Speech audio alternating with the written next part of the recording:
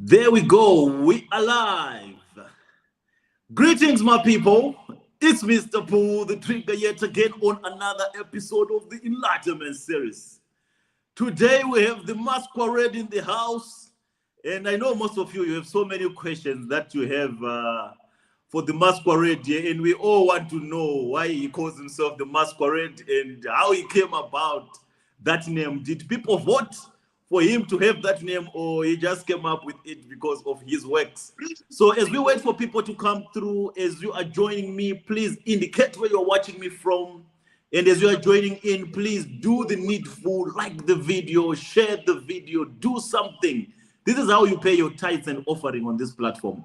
It's by liking the video, it's by sharing the video. Your engagement goes a very, very, very long way. So please, as you join in, indicate where you're watching me from and tell me if you can hear me loud and clear. Tell me if I'm audible. Tell me if you can see me properly. Mr. Ijele, can you just say something so that we can confirm if the audience can also hear you? Hello, testing, testing. I hope you all are hearing us very loud and clear. Please indicate in the comment section if you can hear me loud Perfect. and clear while I share the video. Perfect. So if you can hear both of us, please indicate in the comments, because we do not want to proceed and we realize that the entire first 5 minutes, it was just lip service. There was no audio coming through.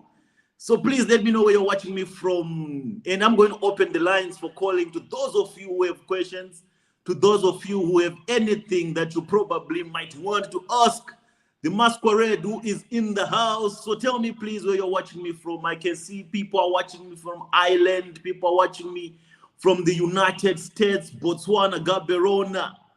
I greet you all and I welcome you all as we just wait for the numbers for people to gather before we get into the conversation of the day. But we all know that most of our conversations are centered around, our little brother, baby testimony, who has been missing for quite a long time. United Kingdom, Spain, good morning, loud and clear. I can see that you can hear me. So let's get into it without further ado, without wasting much time. Brother Ijele, I welcome you to my platform. I greet you. How are you doing, sir? Thank you so much, my brother. Thanks for having me. And I thank you for all you've been doing and all you continue to do. I'm happy to be on your platform to speak to your followers. And I'm sure by the end of the day, by the time we leave here, we all would have cleared so many doubts and cleared so many confusions here and there, and find a way, find the best way forward to arrive at our final destination, which is restoring baby testimony back to her mother and exposing every evil man and woman involved in this case. Thank you so much, my brother, for having me. More grace, my brother. Thank you so much for the good words and good remarks. And there's always an elephant in the room whenever your name is mentioned. I do not really know about the political conflicts between you and your people. What makes some other people be aversive to anything that has to do with Ijele? They are forever in defense mode. What did you do to them? Or what are you doing to them? Is it politics or is it something else The beyond problem that? is this, uh, in Africa, the problem why African societies are not moving forward is because almost everything we know about our existence is predicated on a monumental lie. And when you come of age, you don't question the events of the past. You are doomed to make the mistakes of the past generations. Like what you're hearing about people that have some political problems with, it stems from ignorance, generational propaganda, and outright evil. There is no good human being. There is no one in office in Nigeria. There is no supporter of anyone in office that is performing that does not like me or like my message. Now, this is where the problem comes from. I come from a region where people are being propagandized, lied to. I don't know if you were familiar with the Hutu radio in Kigali those days.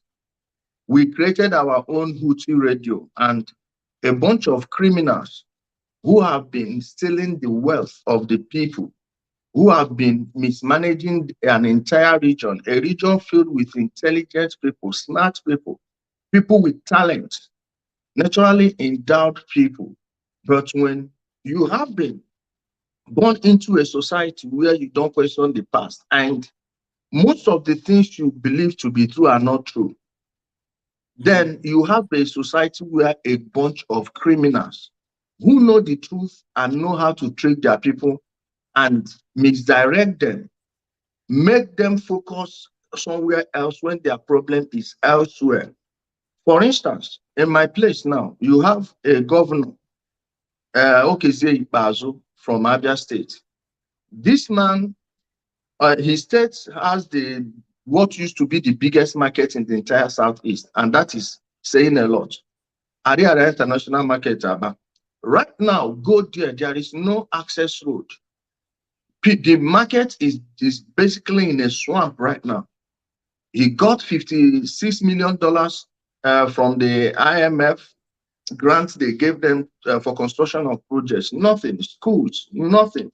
Can you believe that a state governor will be receiving federal allocations plus internally generated revenues, yet they can't even pay their workers, medical workers on strike, all this. And when you try to expose these things, you have people on social media whose job it is to keep the people in a slave camp where they don't understand that they are even slaves. Now, you that is trying to tell them the truth and direct them on how to go about things to achieve results, you become their enemy.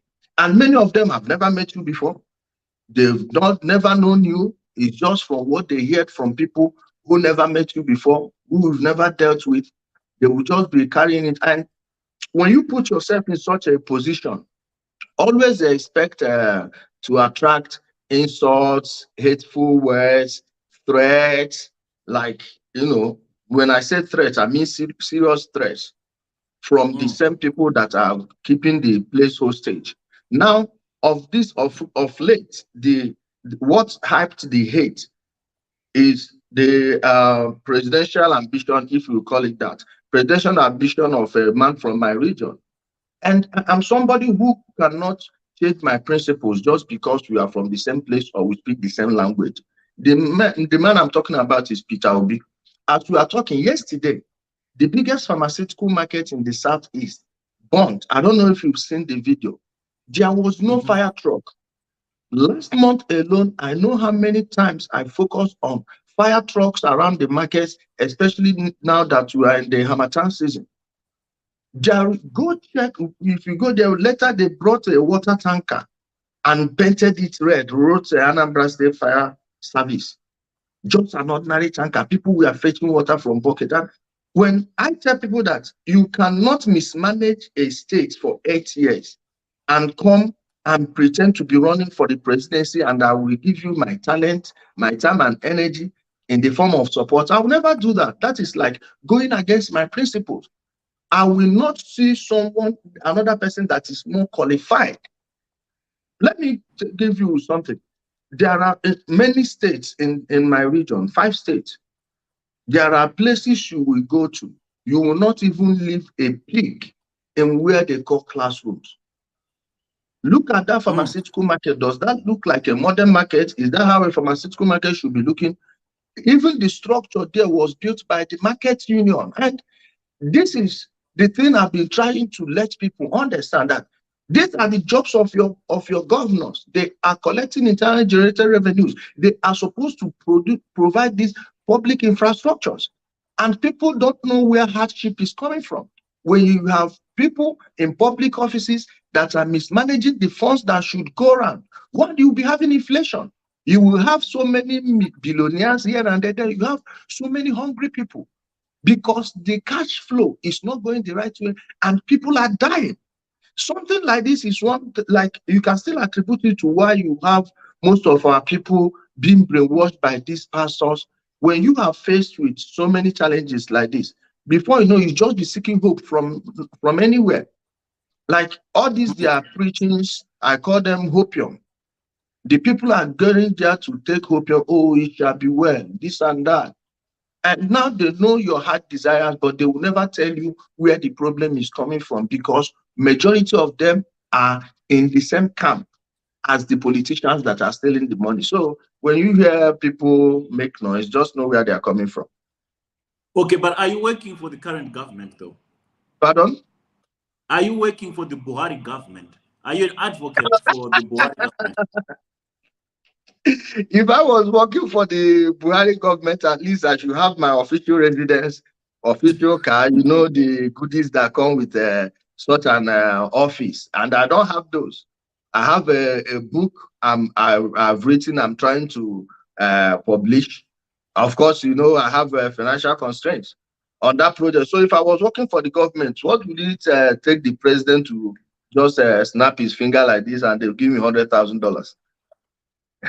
Mm. But what do you have to say though with the current Nigerian government right now? Are you content with their service delivery and with the No, way that they are running the see, nation? my brother, when I talk, I am talking from the position of a patriotic Nigerian. I am not telling you that things are the way they are supposed to be, but majority of the poverty being experienced in Nigeria is coming from the state level. Let me explain it to you. In Nigeria, there is no single state governor that is being owed a dime. Those state governors, in their state, there will be mineral resources there, and a group of people will be mining them and selling. Those things are not under the government gazette, to the point that most of them are arming criminals from north to south just to protect their mining sites. They will be creating insecurity. I'm not going to stand there and tell you that Nigeria is where it's supposed to be. As a country, we should be doing better. But when Do you you have, think? Don't you think Nigeria needs change no, we in are terms on a of path. leadership? Let me explain to you. We are on a path. This government, this Buhari government, got they were handed over a country that every asset had been stripped. The PDP government, I'm telling you this, so many government establishments that were making money, government assets, including electricity. A group of people gathered, retrenched the workers, just borrowed money from the IMF. They did not even give the people money from the proceeds of the asset they said they sold, because they sold them to themselves and had to use a European loan to pay off the workers they sacked. The Nigeria Airways, telecommunication, people who killed the telecommunication industry, the NITEL, are the biggest shareholders in all these private telecoms. This is an information that so many Nigerians don't have. They killed everything. Imagine how much phone calls alone, how many phone subscribers do you think we have in Nigeria? Let's say we do something like Talk did, Talkcell. You see Talkcell, a combination of the government and there's some private sectors, but the government controls everything. Do you know how much it gives the country every day? Now imagine that money flowing into the pockets of billionaires who are never going to recycle it into the economy. They will be shipping them abroad, shipping the money offshore. And those who don't understand how economies function will not understand where their pain is coming from. Like, I go back to the state governors. So many state governors, especially from southern Nigeria, they don't care about their people. They are all there to steal money, and they spend more money paying people to launder their image than actually working for their people. Do you know that if you go to states like Anambra, Enugu, and Abia, primary health centers, try sourcing for the photos online. Don't take my words for anything. Go there and check all those projects that should have been done. Look at what flooding did in southern Nigeria. My state capital is supposed to be underwater right now, but our own governor did a wonderful job. Built a what do you call it? I've forgotten the name of this technology, balloon technology, flood control system. With that, Owerri Owerri was saved. Now, why don't other governors do it? But when you come to Nigeria, the ones that are working are the ones that are giving bad names. The ones that are not doing anything are the ones they are praising. Then the pain, those people that are not functioning, are inflicting on the people will be blamed on the federal government when the federal government is not owing anybody a dime. I will stop with this one. Ebonyi State. There is a state in my place called Ebonyi State. They have a governor who has outperformed anyone who has been governor in the Southeast throughout the history of Nigeria. Yet, when you mention his name among my tribesmen, Igbos, people who don't know him, who don't know his official records, they will tell you, oh, he's a slave. He's a slave to the Fulanis because the president happens to be a Fulani man. So if you are in the same party as him, they will say, oh, you are a Fulani slave. You want to imagine when they want to set up a naval base in my state. So many people run propaganda on newspapers, on radio, on social media that the state governor is giving our land away to the Fulanis, that they want to give them to keep their head. Meanwhile, they are just using all those things to distract from their political failures. They have nothing to show for. Okay, but don't you think all that stems from bad leadership? Pardon? Don't you think all that is coming from bad leadership? If there was good leadership in Nigeria, there would be in those kind of inconsistencies or poor service delivery. No, my brother. No, we have a system. Let me tell you, when corruption has eaten deep a country, there is no way you will do it other than waking up the masses and make them rise up. For instance, the federal government through the EFCC or the DSS will arrest a criminal who stole 100 billion naira. They will go to the court. A judge somewhere will collect money and grant that man bail. Within 8 months, the person will not see the inside of a prison for 1 day. The judge will grant the person bail. Then at the end of the day, they will find someone who stole 100 billion, maybe 500 million naira, or let's say 3 billion at most. How then do you expect the president to act? We have a presidential system of government, and we have 3 branches of government. When the judiciary is bent on, Prof. X, monitor Nigerian cases. At least you saw what happened to Cassie and what nearly happened to him. I don't know if he spoke to you and told you exactly how they set up everything. Corruption is what is killing Nigeria, and most Nigerians you see are not good people. We've lost our morals. If you met Nigerians of the 50s, 60s, 70s, check everywhere. The small goodwill Nigerians have come from the Nigerians of the past generations, and those generations are no more. What you have is a society where corruption has destroyed everything, and you have a bunch of lazy citizens, lazy to the core. None of them, you will not call for a rally against a governor. You see them, some will be telling you, oh, why are you fighting him? Is he the only one that's corrupt? But you have to start from somewhere. You have to start from somewhere. What is the president supposed to do? He's not a military guy. He is not going to jail someone they caught freed. You can't. This is what you get when the fabrics of the society has been torn apart. On the judicial fabric, the executive fabric, the legislative fabric, every damn thing. And then you have a society where everything becomes about class. Once everything becomes about class, only those that are rich and well connected will be getting justice. Now, everyone will be on a rush to get rich by all means, by any means necessary, because they believe that what gives you a worth, what makes you worth something in the society is your financial capacity. Now, when a group of a society has been wired to think this way, of course, it will play out in their actions and characters. Then this is the Nigeria of today that so many people don't want to talk about. Okay, before we get carried away with the political discourse, I think we should jump into the topic of the conversation. I can see how energized you are when we talk about politics. But let me burst your bubble and let's get into what the people really want to hear at this particular moment in time.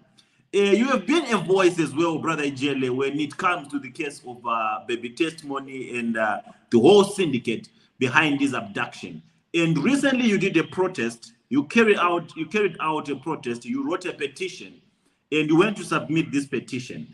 And when you submitted this petition, I'll just jump quickly into that question before I ask you the background questions relating to that. You told us that you had made and secured an appointment with the DSS that wanted to have an interview with Sister Ruth Mathew to establish the facts or to assist Sister Ruth Mathew in fighting this case. Did we hit a wall on that case? Did the DS My ever brother, contact you again? is What happened after it, that? it's back to what I'm telling you. When a society has been destroyed by corruption, anyway, I Mhm. would blame the woman that was controlling Ruth Mathew from the US then, one way, because had she released Ruth Mathew to go with me on that Tuesday, I believe whatever made that case to stop wouldn't have happened. Now, if you ask me, I will tell you that Jeremiah's people probably got to somebody there. And there is no other explanation, because the woman later, I started calling her, writing, she did not even answer. Even another day, I went to submit one petition in the office. I tried to get to her, I couldn't. So this is a question they themselves need to answer. And that is what, back to what I'm telling you. In Nigeria, you have people like this baby testimonies case. If I tell you the caliber of Nigerians, I mean people in the intelligence agencies, people in the police, people in the DSS, people very close to the president. I doubt if the president does not know about this. The justice minister knows about this case. But now, many a times they will tell you, oh, the president is a Muslim. If they go ahead and push further, they will be perceived as attackers of Christianity. And in Nigeria, the Christian Association of Nigeria is a criminal gang. They know how to stir up hate in the society to cover for their evil. I'm saying it, there is no single person within CAN or PFN. PFN is a Pentecostal Fellowship of Nigeria and the Christian Association of Nigeria. These people have legs everywhere. And sometimes in a country, there are things you don't consider, like the loss of a baby is too much. But some people in government, they will tell you the problem this will cause will take them how long. And some of their relatives will be telling them, please, you stay away from all these Christians. Let them go and deal with themselves there. The propaganda they ran against this government everywhere, even when they will kill people. We have Muslim communities that are in crisis in Nigeria, just like you have other communities everywhere in Nigeria. But whenever anything happens, they will say, oh, it's the Fulanis. Oh, they want to Islamize Nigeria. This is a message they preach over here. So sometimes they don't want to touch this. I believe they must have gotten to that woman because there is no reason why I would be invited. Okay, because Ruth missed that first appointment. What about when she was ready to do it? Everything just went down the drain. Now, because they believe it has died down, I'm telling them, when the time comes, let me reveal a little thing to you. I don't divulge private discussions I have with people, but let me give you a small hint. I've been speaking with someone because I've been trying a way to find closure for our sister. Anything possible, how we can find a way to bring this baby back. Because I am not going to carry the problem of this country on my head. I just want this woman to get her baby back and justice be done in this case. Everyone will go home.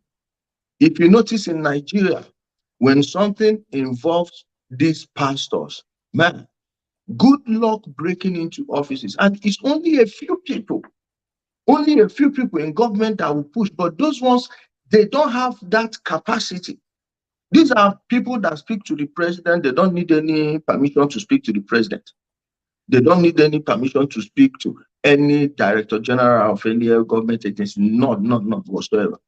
But because of the society we are in, where people will go and pay bloggers, use TV, newspapers to stir up confusion in the society. Why? We have a society of ignorant people. When you have ignorant people and highly intelligent criminals, all of them inside one camp, it's not difficult for those ones to stir problem in the society. The messages you are giving, not everyone is getting it, and they don't even want you on radio. They control the radio, they control the TV. Now, something like this, when it comes, they will use all their members everywhere to pull every string. And it's a shame that the government will allow these people to get away with this for so long. I spoke with someone 2-3 days ago. He said this baby testimonies case would take less than 3 hours. Before he told me 3 days. So after Daniel's issue, he said, you see this case will take 3 hours if this Daniel is in custody. I understood what he meant. And that's because the government does not want to push too hard when they don't have everything they need. But I guarantee you, as times go by, we are going to, lift our voices again. And since they don't want to solve it the easy way, I believe we just have to play the hardball with them. And there are other ways we can still trigger an investigation into this, which is not too difficult. I have lots of things on my hands with the political issues and everything. That was the reason it seems I was away. At some point, for over 3 weeks, I was not even on Facebook. But right now, believe me when I say we are pursuing this head on.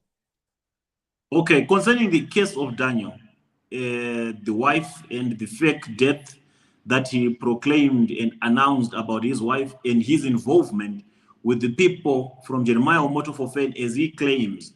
What's your take from the whole scene that played? Are you of the belief that Daniel was working with Jeremiah Omoto for Faith and his team? Are you of the belief that Daniel is an independent? Or are you of the belief that they are still working with Daniel? Or in summary, do you think and believe everything Daniel says is a lie? He himself admitted to have worked for Jeremiah. Now, whether he's still working for him now, I am not sure. I believe that guy wanted a way to siphon money from people. And if you ask me, I believe this woman, Mommy Love, her videos where she was exposing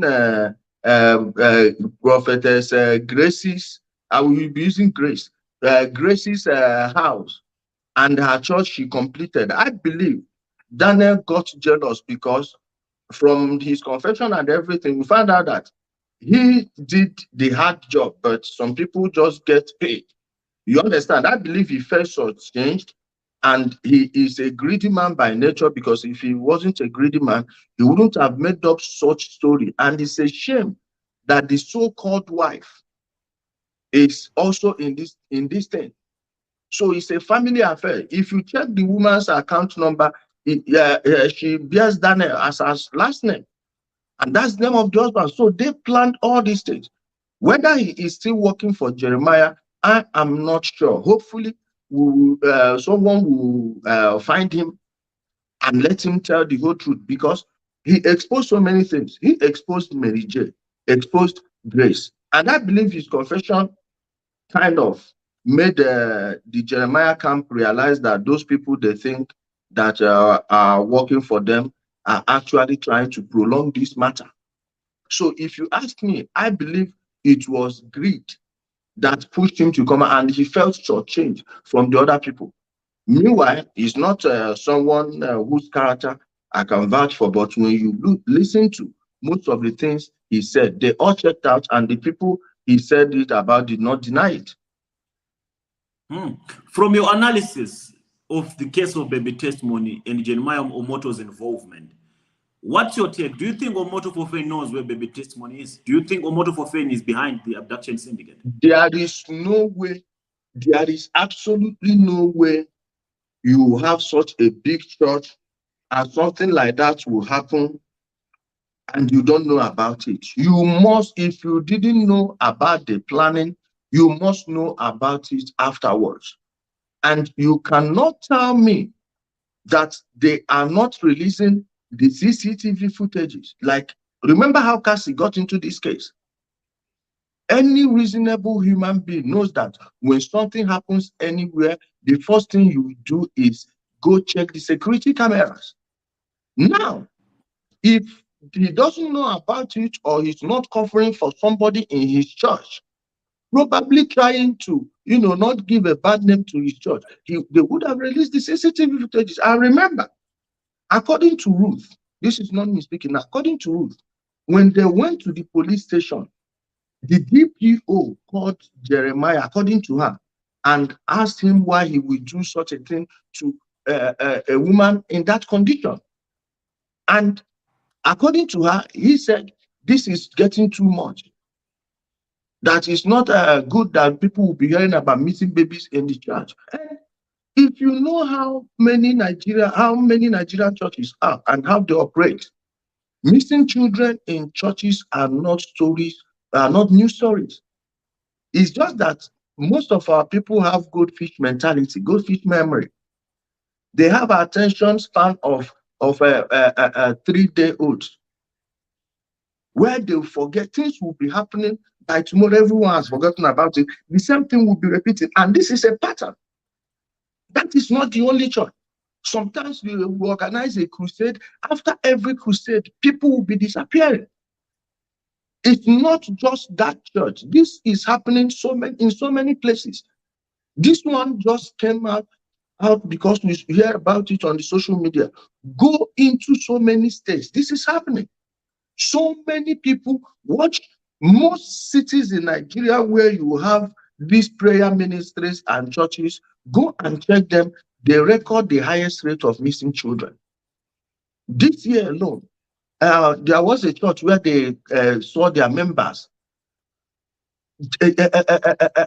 chained under a house in a basement.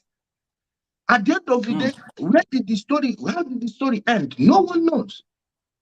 And we are probably not going to find out how it will end or how it has ended. It could have ended, we may not know. So what happened about the testimony is not peculiar to Jeremiah's church. It's happening everywhere in Nigeria. They know it, I know it. There is hardly anybody born in Onitsha that does not know a single child that was adopted. Then those adoptions, do they go through all the legal means? Where are the adoption papers? You don't know, all of a sudden someone will carry a baby, bring home. That may be another family somewhere in Ondo State looking for their child, and they will give it to someone. Being childless in Nigeria is a serious societal crime. If you don't have a child in Nigeria, the way Nigeria, you see, I know you are just gradually understanding the type of society we are in this case. You don't declare for your eyes small. Just no, you are in the kindergarten stage. You've not seen everywhere, every turn. I'm telling you now, all those children, have we asked ourselves, where are they getting these children from?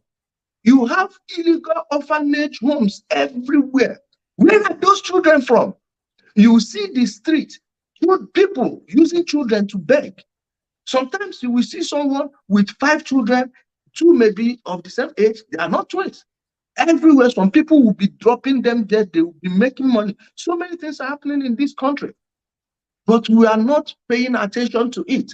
The police is not well funded. Even when you fund the police, they will go and embezzle the money too. I pity the ranks and files. You see Nigerian police officers, I pity them because they are swimming against the tide. What are they supposed to do? If you open your mouth too much, you'll be eliminated. Very simple. They know, you see, Nigerian police, if you meet retired policemen, if you are friends with them, when you sit down to discuss, just to protect an oil business, illegal oil business somewhere. Some soldiers will kill their fellow soldiers. Officers, if they don't transfer you out, you will just hear that, oh, militants killed this one. No, sometimes it's their fellow soldiers they use. Sometimes they set them up. All these policemen, you don't know the one you will say today, tomorrow they will just post you somewhere. You won't last 30 days there. So many things. And when you have a society with a broken police system, you will never have a functional society. It's not possible. And the police is now the muscle, the private muscles of rich men, wealthy men. If you can afford it, you can use the police to arrest someone, provided it's someone that doesn't have connection. And they know the type of people they go for. They are looking for victims. They know the type of people they go after. It's not everyone they will tell them to go arrest, they will arrest. If they know that you are going to be a serious problem. Like me, I keep saying it. If I didn't commit any crime, there is nobody in Nigeria that will try that nonsense with me. If you try it, you will get to the head of your, no matter who you are, we will get there. This is what we are passing through in this country. If not, if the police will go to all these orphanage homes, you will be shocked as to the type of things they will reveal. Okay, let's say Omoto knows where the child is, and let's say he's aware of what happened to baby testimony. Why do you think he's still remaining silent, and why do you think if he is the one with baby testimony who would not want to release baby testimony now, what could be the delay? What is he afraid of? What is he skeptical about? My brother, that child has come of age, and you don't know the family he believes currently is a real family, and he must have bonded with it. If you ask me, now we are talking hypothetically now. If you ask me, I would say that they may, some people may be exposed if they bring the child out. And you don't know the type of family the child was taken to. You don't know other things that would have been exposed. We are not, this is a serious issue, and since this thing has been made public, they will try everything possible to control it for as long as they believe they will control it until people just lose interest in the case. But that case, I'm not sure is going away anytime soon. Believe me, that case is not going away anytime soon. It has gotten to a point. Even so many people from his church are talking. I don't know how many of them are reaching out to you, but sometimes I do get some information from so many people from his church. Many of them are waking up. So many of them. Check the last Ruth court case. What happened there? What happened? If you notice, it's like a hot potato. This court will throw it to the other court, and the other court will say, no, you hold it back. No one wants to hold it because this has gotten too deep. They believe me, they are very confused on this case, and they should be finding a way to solve this problem before it kicks into another gear, because I guarantee you it's going to kick into a different gear altogether. Okay, before I ask you another question, let me appreciate Rina Dorius, who has just paid the offering, who has just paid a tithe to Mr. PDT. Rina, thank you so much for your contribution. I'm the only true man of God that people should pay tithes to in their offerings, not Jeremiah Omoto for fame. So my follow-up question was, Cassie, I was hosting him on the previous show, and he's of the belief that baby testimony is no more. That, according to him, that's his belief. Not only that, the last time he had an encounter with Jeremiah Omoto for fame, Jeremiah Omoto for fame made him to believe that he is also looking for baby testimony. What do you make of that statement that Jeremiah Omoto told to Cassie, that I'm also looking for baby testimony, and if you can help me find baby testimony, I'll do anything for you? And what's your take on Cassie's statement saying that baby testimony is no more? If actually he wants to solve the issue of baby testimony, Jeremiah is not a child. He is not a greenhorn in the street. If actually he's looking for the child, he wouldn't be associating himself with elements like Grace, this Daniel, Mary J. When you hear their stories, You understand me? When you, if actually they want to solve the issue, why haven't they reached out to you like in all sincerity rather than Suleiman telling you to forget it and leave it for God? You can say one thing, but your action is what people like us are looking at. You can't tell me Okay. that you're actually looking for, okay, why are you taking the woman to court? Why are you taking her to court? Why are you arresting the person that said you should release the CCTV footage? It doesn't make sense whatsoever. And Cassie himself, I believe he doesn't believe that thing. He himself, he doesn't believe it. He may be saying it for them to leave him alone. Like he said on your program, Cassie knows the system. He knows these people very well. And maybe I'm not going to say he's a lily livered. No, Cassie knows what he's doing. In Nigeria, Cassie is type of person you call a Gaiman pastor. He's a pure What's that? Gaiman pastor. Eh? What's a diamond pastor? You don't know this one. They have to teach you Israel later. He's pure Gaiman pastor. You know all these pastors that you see them, man. You go to Ashawo joint, they did there. They'll be telling you they are preaching to the Ashawos, and they'll be opening the Bible, speaking to them. Next thing they are inside the room, and they tell you that them, that their We are righteousness is not. delivering them. They will say we are delivering them. No, if you notice, whenever a pastor and a shadow enter one room, one person must convert the other. And we know the person that will always convert the other one. So when you talk about like Cassie, he will have to juggle his word. He's in Benin. I'm not sure he has overcome the trauma of the last imprisonment attempt because they actually wanted to send him to jail. If Cassie is listening to me right now, I'm sure those policemen asked him to plead guilty. And had he pled guilty, by now, Cassie would have been completely destroyed. Good thing We are gonna somebody get. pardon? We are getting into Cassie. We are getting into Cassie's issue very soon because you're also one of the men who went there to go and advocate for his justice. But before we jump into Cassie, the other question I wanted to ask you concerning Jeremiah Omoto for Fen and baby testimony is, if you were Jeremiah Omoto for Fen, I want you to put yourself in Jeremiah Omoto for Fen's shoes, and you are faced with a situation like this. And really, you can't take the pressure anymore. You do not want your name to be called out in the morning, in the afternoon, and in the evening. And you can clearly see that this case is not dying, and this case is not going anywhere. You are left with one thing to do, and there's only one thing that is going to set you free. It's either you release the CCTV footage that will exonerate you, or you do whatever gimmick that you have to do to find a way to release this boy through whatever channel. What's the best advice or technique or strategy that you can advise to Omoto for Fen, or that you could employ if you were in Omoto for Fen's shoes? What would you do with a situation like If I were in his shoes, there are 1,001 ways I would bring that child out if I am in control of where the child is. How? Right now. If I'm in control of where the child is, if I were him and I knew something about the child, I have 1,001 ways I will do that thing. And I will surround myself with people who can actually fashion out a way to deal with this case once and for all. And yes, people will make noise about it for 1 week, 2 weeks, 3 weeks, and that will be over.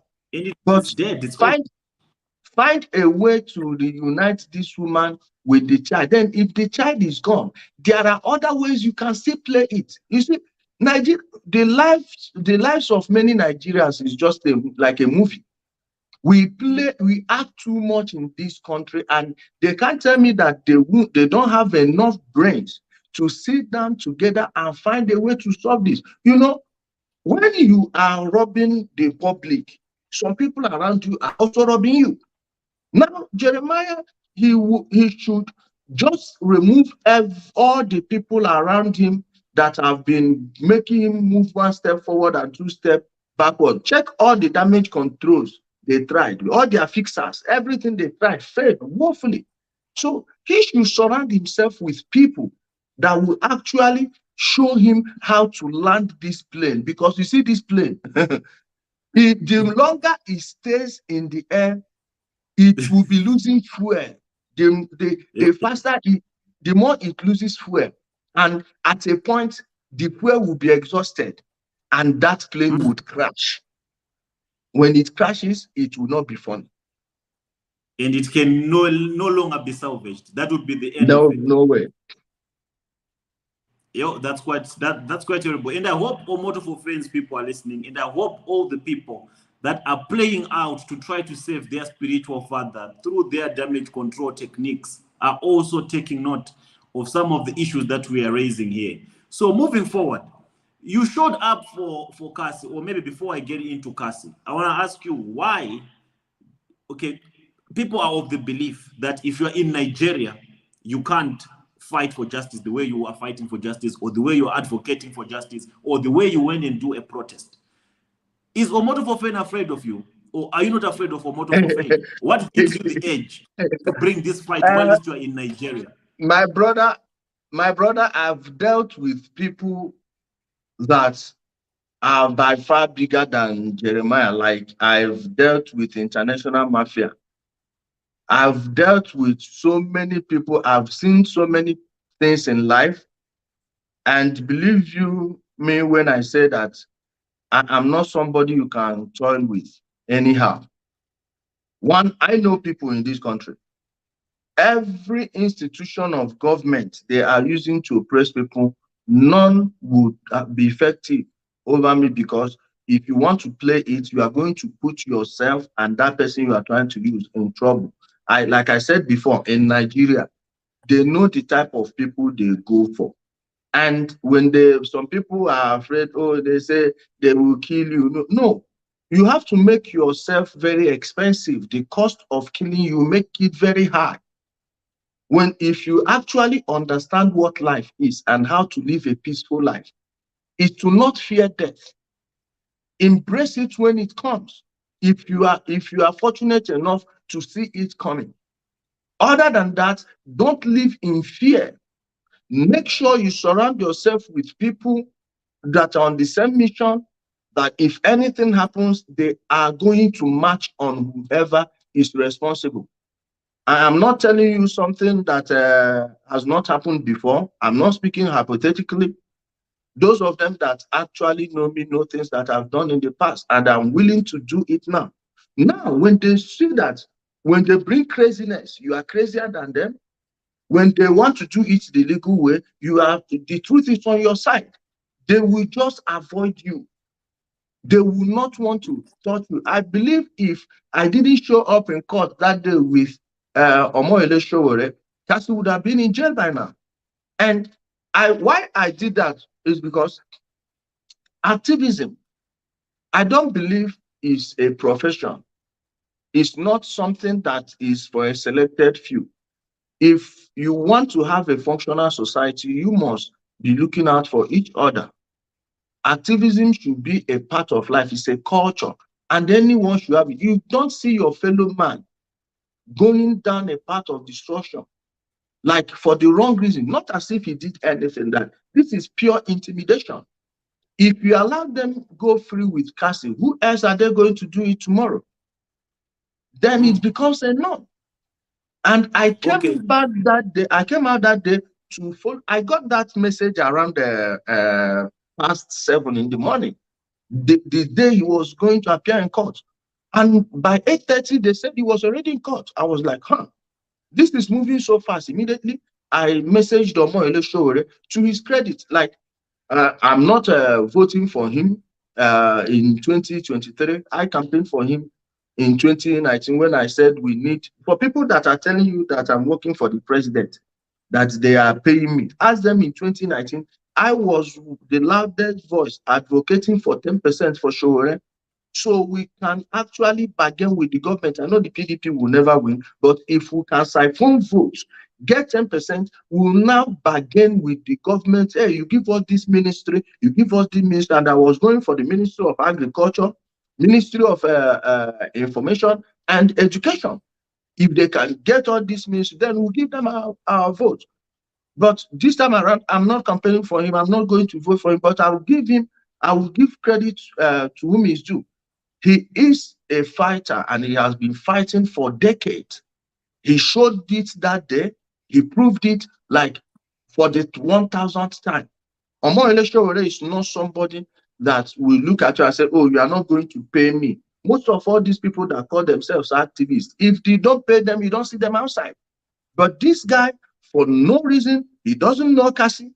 I just told him this. We are not even speaking like speaking every day. Oh, my brother, how are you? How are you, sir? Oh, how is your campaign going? No, no, no. It's just that our paths cross, and this is how he takes so many people. That's why he's popular.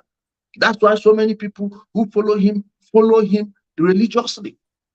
So he showed up Okay. that day with and You with mentioned his you mentioned presence. something. You mentioned something about having worked or dealt with international mafias. This brings me to ask you a question that most people have seen. They've been commenting here. They were asking, why were you deported from Sweden? Pardon? They were asking, why were you deported from Sweden? Sweden. I've never been to Sweden. I No, was it's in not Turkey. Sweden. It's Turkey. Sorry, from Turkey. Yeah, I was in Turkey. My brother, like I was saying, is this criminal Nnamdi Kanu, and I'm happy he's in the DSS dungeon. Before he was arrested on 10th of June, I made a video and told people he was in southern Cameroon. A few days later, he was arrested.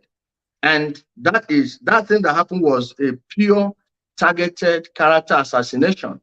They went and bribed some Turkish police, told them so many things. Even on the paper, they said they found weed on me. How could you find weed on somebody and not send the person to jail?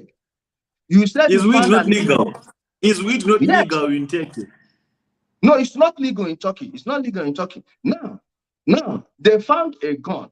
The gun you found came with his paper. I bought it with my own name. Everything, the bullets, everything. I bought everything in my own name, registered. I registered it with my own document.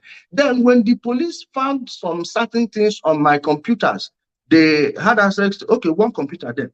They found certain things, it became too hot for them.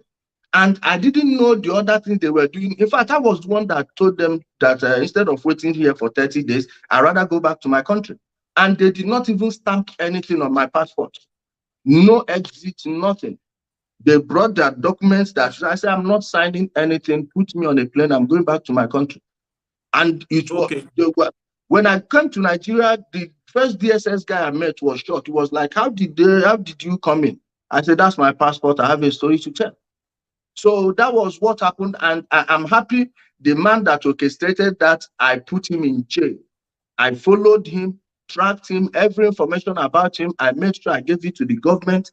And even today, I submitted a petition against him because some people have been jumping up and down trying to get him released. I said it will never happen. And that is how I fight my own battles. When I start, I don't stop until the person is gone.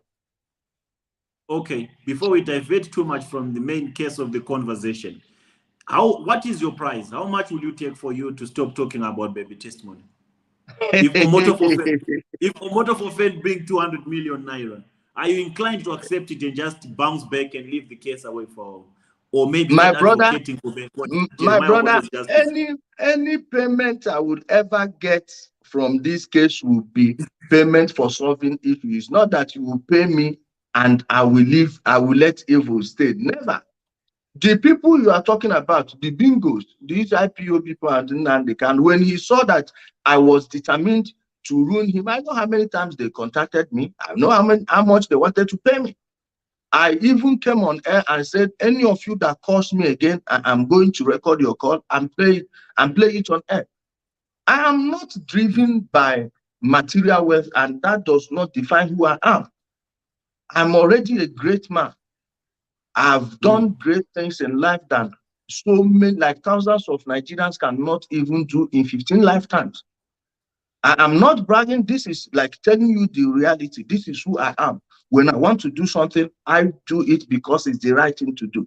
Not that anyone will say, oh, you will bribe me, this and that. There are so many people that I would easily snap my finger and stop talking about them. I'm talking about people in government. and there's no amount Mhm. of money they will not pay me. Jeremiah is like the smallest of the people who could ever bribe me. What is your message to other people, especially Nigerians, that believe that Nigeria is not a safe place to advocate for justice or to fight for baby testimonies case while it's to injustice? Because from Cassie's remarks, he also said something of that nature. That all of you that are saying baby testimony, why don't you come back to Nigeria and face Jeremiah Omoto face to face? Are these people that dangerous that when you stand for this kind of truth or when you're on this pursuit for justice against them, they can come after you, they can take you out, or they can bend rules to make sure that they silence you? Let me tell you, in most cases, the reason so many people don't fight for justice is that they themselves, their hands are not clean. I will Mm. advise my fellow Nigerians to avoid secret life. If there is anything you are doing in secret and you can't do in the open, please don't do it, because a time will come in your life when you will see something like this case of baby testimony. You don't want to talk about it because there is a secret life of yours they may be using to blackmail you. I am somebody that you cannot, I've never presented myself as a saint. I've done so many things in the past that I'm not proud of, but they don't define me. Oh, that was in the past. I just move on. And when you like, let me even make this statement. I'm not Mhm. against killing. I'm against murder. People Mhm. no one would ever accuse me of Wait, murdering wait. any. Come again. You said you're not against killing, you're against murder. What's the difference? See the difference here. If someone presents himself an existent danger to you, and you know that this person is seeking your life, or someone had made an attempt on you and didn't succeed, you are within your right to take him out. Or you perceive any danger that is a threat to your life. If you have the capability, please take the person out. You did not offend anyone. You are defending yourself. So I'm talking of all these things is a long way of defining self-defense. I believe in self-defense. And when people know that you have that type of mindset and you are not going to back down for anyone, believe me, they will let you be and you'll be able to live your life in peace. Then try to make some friends, know people. Ask yourself, there is nothing too difficult in this country. Nigeria is somewhere, a place everything is possible.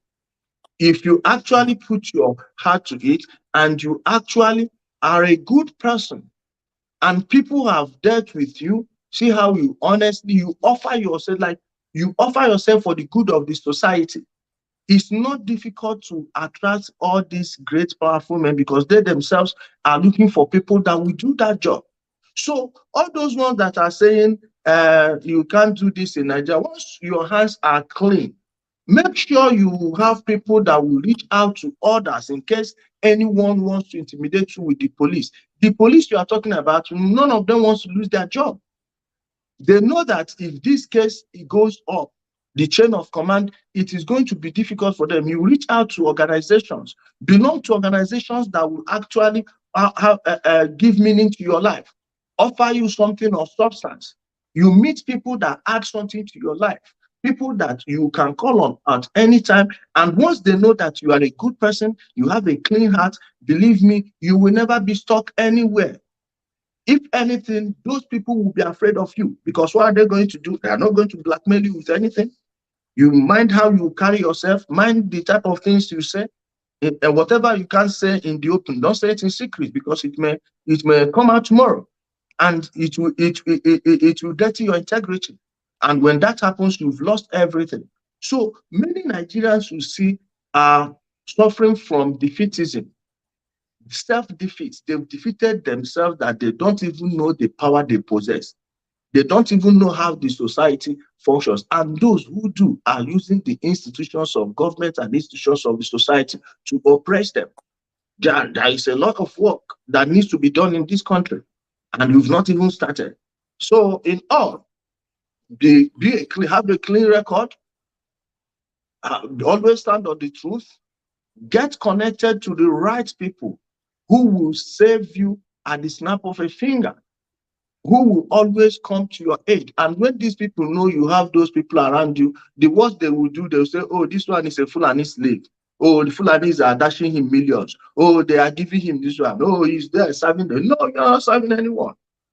There are things I've Mm. done for this country that I'm not going to say on air, and some of them I will write them in books, which I tend to be doing at least once or twice every year. So many things, and when you are offering your government something, believe me, you will be highly protected. Yes, talking about people having clean records, do you think the reason why other ministers and other pastors, bishops in Nigeria are silent about this case of baby testimony is because they have their own skeletons in the closet? Of course, you do me, I do you. They know themselves. They all source for blackmail materials against each other. Did you see the way they trapped down Cassie and caught him where he was kissing? Check this is the way they are trapping them down with so many things. Most of these girls around them are even selling their secret information to other rival pastors. And this one knows that if you focus on mine, I'm going to focus on yours. Now, everyone will pretend as if they didn't hear it. Like I told you, the Christian Association of Nigeria, from the Roman Catholic Church to the Anglican to all these ones that call themselves Pentecostals, all of them, they are just filled with men of dirty characters. And some of them are even sleeping with people's wives. Their husbands will know. If you know half of what is happening amongst these people, you will run. So many of them have been caught on tape doing funny things, and they don't want those things to come out. So blackmail is a secret weapon. It's a very secret weapon. When you have presented yourself as this saint, this holy person, you don't even want just one person out of a million to find out the fraudulent part of you. That's why people will make a small video and it will be hitting them hard. They will find a way to take down the accounts. They will find a way to pay people to shadow ban the page. They will shadow ban you. You will post this. Even the small views will still be disturbing them. They are standing on a line. Their foundation is faulty. The moment the people wakes up, they are going to see. Imagine the type of praise they are giving them. Some of them will throw their clothes on the ground for them to step on. Imagine those people realizing that this man did something and they saw it on video. They have bank transactions to prove it. None of them are spying on each other. They are spying on each other's cause. So they know so many things. That's why this one will not say anything about this one, because this one will always retaliate. Do you think we'll find justice for baby testimony with the judiciary in Nigeria? Do you think Omoto will ever be brought to book? Pardon? Considering the state, do you think there's any chance of us actually finding justice for baby testimony in Nigeria, considering the judiciary system that you currently have? Or do you think Omoto will ever be brought to book for these atrocities that he is causing to Sister Ruth Mathew? Or do you think he will ever be made answerable for Let what me he's tell doing you, and what he's done to this one? if so much seriousness is shown about this case, believe me, people don't know the importance of rallies. When you do a rally, it must go viral. When you go to strategic places in Abuja where you find only the middle class and the upper class, when you are sharing those things in all those places, within minutes, you don't know how many phone calls certain people will be getting. And they will be asked to ask, do you think I was just called to do that, to bring Ruth from nowhere? Now, when you do it again, now the bosses will be like, I thought I told people to do something about this case. Please bring the file. That is how we revive it again. And I'm telling you, if you know how to navigate the Nigerian judicial system, if we find any lawyer that is not ready to compromise himself and have a mapped out plan, this is not something we will be saying on air. Like, it will be amongst 3, 4, 5 people. Map out the plans and follow it to the letters.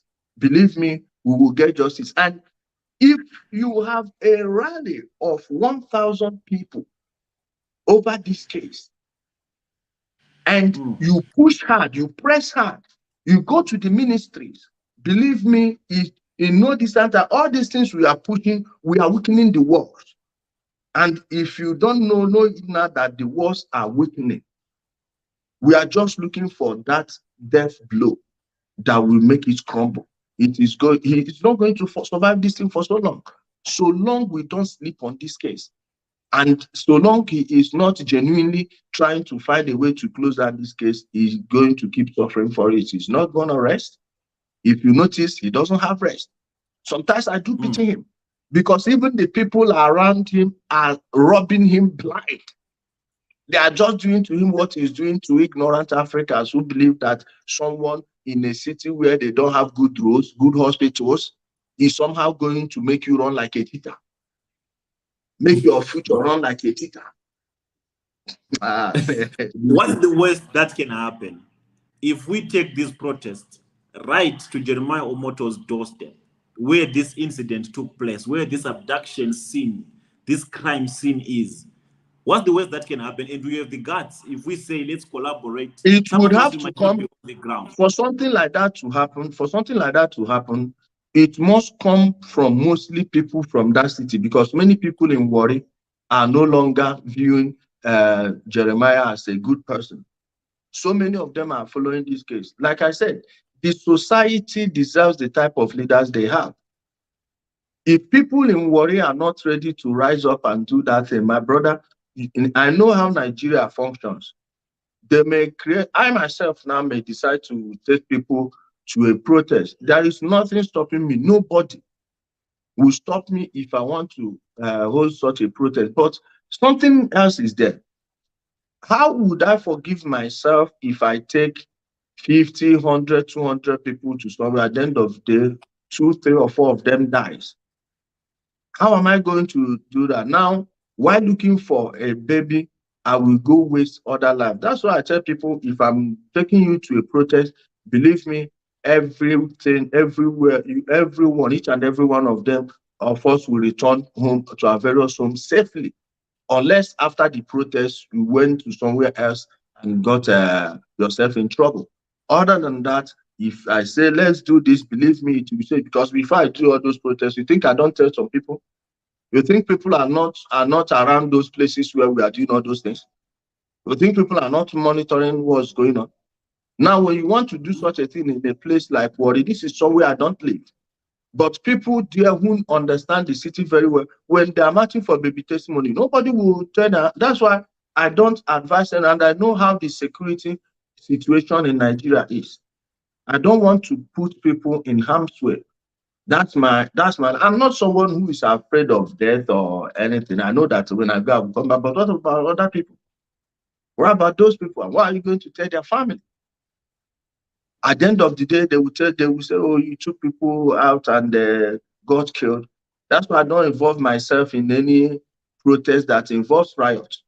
I try to differentiate between riots and protests. Riots are very counterproductive. So I don't want to create a scenario where a protest will just degenerate into a riot. Okay, let me pick your brain on something that recently just happened. The case, before I get into case, let me ask you about his spiritual father. His recent attack. I rose up a conspiracy theory and I tried to connect and try to establish facts as to why I thought Jeremiah Omoto could be behind it. So, okay, some people, thought it's a wild, assumption or conspiracy theory. From your own analysis, who could have called out for a hit on Johnson Suleiman? Suleiman.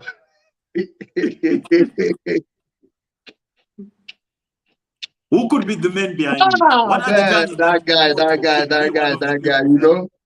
guy, Suleiman is not someone I hate to, but sometimes they do pass himself. There are 1,001 people who could have wanted Suleiman dead. And only Suleiman knows who put that attack. Now, he came out with one long story, this and that. Some people are telling me, someone reached out to me and told me that those people that were killed have been with Suleiman for years. Are you sure he didn't kill them to cover his tracks. Maybe there are some things they are going to reveal, or because some policemen who've worked with him in the past have told me some things, that I can't say on air. If I say them, Suleiman will know exactly where the story is coming from, and those people beg me, and I have to maintain their anonymity until at such time they will open their mouths and say it themselves. So I won't say some of it, but the attack on Suleiman knows how many things he must have committed. You, Prof. X, you now, there is hardly any major thing you put in life you don't remember. No matter how long they are, you will remember the ones you put when you were 12, when you were 15, 17, 18, even till date. You will remember. So he himself knows exactly what happened. The other day, someone sent me a news article that the Christian Association of Nigeria, the youth, are giving the federal government ultimatum to find out the attackers of Justice Suleiman. I said, that means Suleiman will be invited. How do you think that invitation will go? Of course, when you want to really investigate an issue, you will first reach out to the victim. The victim will have to explain what happened, right? Then from his story, the police will now determine whether this story is straight or not. And Suleiman does not appear like someone who would want an investigation into what happened. I'm just saying this thing. I'm not saying he doesn't want to. I'm just telling you from my own point of view. I'm sure he doesn't want the government to get involved. Now, after the attack, he went home. What could have given him the confidence to go home and make that video if he is not sure he is well protected at home? What could have given him that courage to go home? Maybe he had guns. He had guns already hidden in his home. Maybe he had some bad boys around that may protect him. That was the reason he went home, because I don't see how such a person will just drive straight to home. That's the last place you are supposed to go. So many things, just like a lot of things about these pastors, there is nothing that is what it appears to be. Nothing about them. There is always a layer or two that you have to peel. Anything you hear about these people, you have to turn it upside down, tilt it, move it, turn it like this before you get it. So, and the man does not behave like someone who did not offend people. Are you getting me? If you watch that attack, whatever or whomever put that thing must have an inside knowledge. He was just coming back from the airport and that thing happened. How did they know that he would be there? Then one of the attackers was captured by the vigilante. Then the vigilante shot him dead. There, I saw the video where they shot him dead twice, close range. Is the video actually out there of how he was shot? Yes, I saw it then. I will look for it and send to you. I saw the video. What could have been the reason why they shot him? Yet he was the last man who could provide information. Maybe to clean up the evidence. I don't know. It could be. They said that it was the police that shot him at the police station. No, it's not true. The guy was dead before he got to the police station. The vigilante guy that shot him was putting on a black and red. And the guy was at the back of I think it was a Toyota Camry. He just point blank, close range, fired. Then somebody said he's still moving. He fired the second time. He fired at him twice. Because I saw it. So why would you catch a part of a criminal gang without keeping the person alive? In fact, that person should be the safest person in Edo State that day. But just like that, they got him down. Maybe the government should question the vigilante guy that put the trigger twice and ask him. He may have something else to tell the police. In Nigeria, you have this organization, I think it's called CAN, Christian Association of Nigeria, which is supposed to oversee and put to order and call out these religious fraudsters and actually put them in their position. Why are they so silent about this? Are they not observing these activities, or They are also part of the entire. Those Okay. leaders of CAN, who are they? How clean are they? How clean are their hands?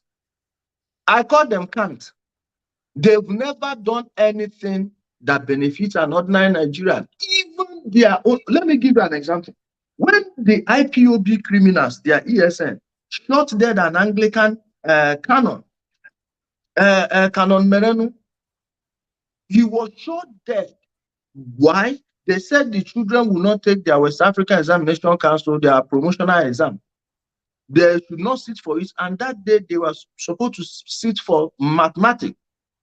Now, their math exam would have been disrupted if the man had not brought soldiers to the church, because the school is still within the church, inside the church, within the church compound.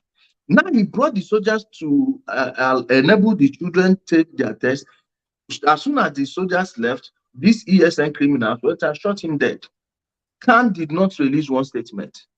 Let me give you another one. The prelate of the Methodist Church of Nigeria was kidnapped by people from his own place.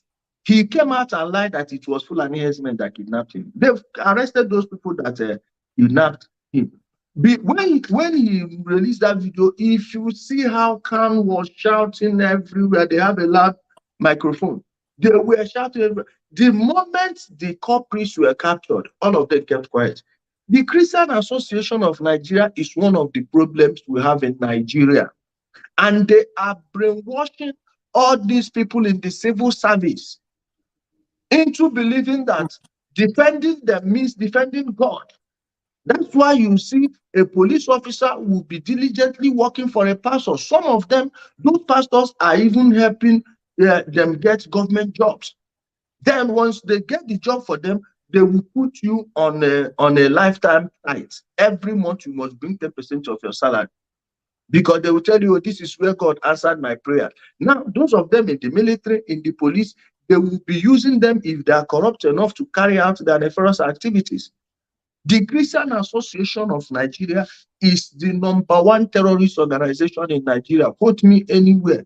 They are terrorizing the minds of Nigeria. Their job is to make sure that there is problem in this country. Someone should show me a single issue Khan has solved. Didn't they see TB Joshua when he was doing all these things he's doing? Didn't they see Reverend King? Are they not seeing Suleiman? Are they not seeing Jeremiah? Before you will come to equity, you must come with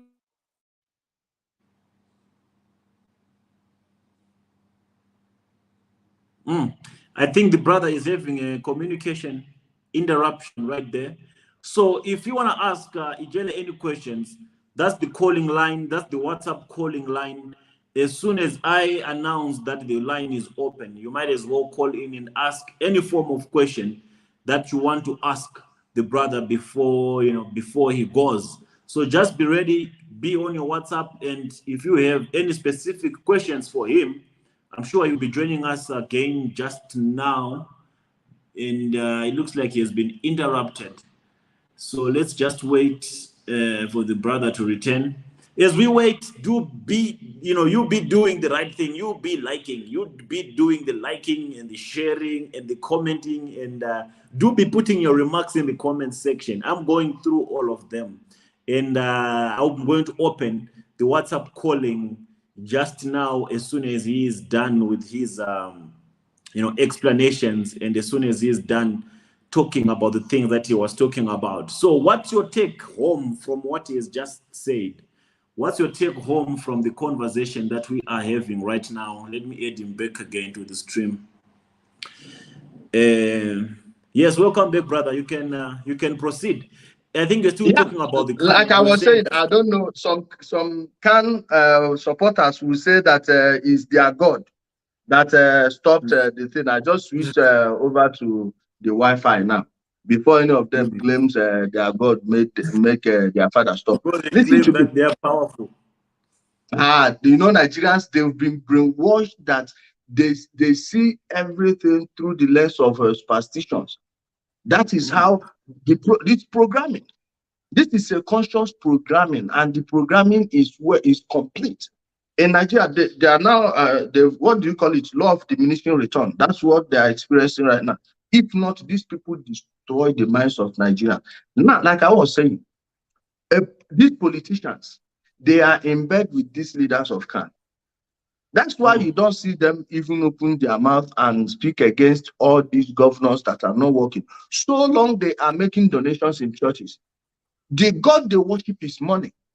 And what they do is influence peddling for the people of their class. Like I told you, Mm. everything in Nigeria goes by class level. Like I was saying, why didn't the Christian Association of Nigeria raise a voice when Deborah was killed? The death of one person is too much, especially when the person didn't deserve it. When Deborah died, everywhere, but a priest was murdered. They didn't raise a voice. Why? The boys that murdered the priest are working for the politicians that are donating churches, Mm. donating vehicles, donating money. They will come to their launchings and they will give them 100 million naira, 500 million naira, depending on the how big the church is. Is only didn't we see when they tried to use the vehicle of a pastor to smuggle money into South Africa, and they said they are going to use it to buy weapons? How? How much? These people, they are running a serious money laundering business. Many of them know this. You see these their establishments, they call churches. They are using them to run internet scam. There is this format they call open bene. I will just name it like that. So Nigerians will know what I mean. These open beneficiary accounts, they are opening them, saving their monies in all these British Virgin Islands, Caribbeans, all these places. Didn't you see the Pandora paper? Oyedepo himself, how much did he stash in a British Virgin Island bank account? And the same person will come here and tell you the Nigerian economy is not moving well. You stash the ones you are stealing from here abroad. Even the ones people are donating, you are not even bringing it to help stimulate the economy. But you are going to tell people, oh, God said it's this person. And this, you see the way they work with politicians. You see the way 2023 election is coming. Believe me, if any candidate goes to any church and makes a sizable donation there, my brother, they would tell you that they saw in a vision, God said, is this man or Nigeria will be destroyed. And their members will buy it. Omo, you can ask him. I don't know if he's listening. Ask him. He told me Mm. when that Methodist prelate that lied that they kidnapped him. I think it was him or another one. Which of them? I think it's either Methodist or Baptist. I don't know the Baptist. I think maybe it's this same bishop. He said he met Mm. him when he was running for office. After the man asked him whether he came empty-handed. So they are there for money and covering the backsides of their fellow members. Okay, let me ask you a quick question about Apostle Cassie, because Apostle Cassie is also one man that also used to advocate for baby testimonies justice. When you see that brother, do you think he's a free man, or he has been captured, or there's something on him, or In they're Igbo land, holding something? we call people like us like someone being dragged with a rope. You understand? I care I so much believe. about that guy. I care so much about Cassie, and I'm not sure if this is the path that he is really freely working on. Or I'm not sure if Omoto has something that is solid or implicating on Listen, Cassie. let me tell you, my brother, you don't know things they found on his phone, and you don't know the extent they've gone. A lawyer, I will not mention his name, is from Edo State. He saw me inside a bank hall one day, and when we were talking about Jeremiah, talking about Cassie, saying, "Na Cassie, leave that one. If you no shut up, we go open more." I was like, okay, maybe they are blackmailing him because Cassie is a man of free spirit. When you see a man of free spirit not living out that that is not living it out in his daily life. Like you see it in mannerism, how he talks. Listen to how he used to talk before and how he talks now. You see that everything he's saying now is too measured. And before he Mm. arrives at something, he will juggle it like this. So I don't know why he is behaving that way, but I'm sure Cassie of November 2022 is not the Cassie of April 2022. That's how I'm going to put it. I'm not in his shoes. He's not. Cassie is not my enemy. I can call Cassie and speak to him at any time, and we are in good terms. Okay, I don't consider Cassie an enemy. I've never considered any person that says he hears from God. Pinnacle of righteousness. I've not considered, like I- you understand where I'm going. But I get Cassie you. is someone I understand that he himself he is not lying to people like the other ones are doing. We have our differences. I see how he carries himself, his political leanings and everything. It's none of my business.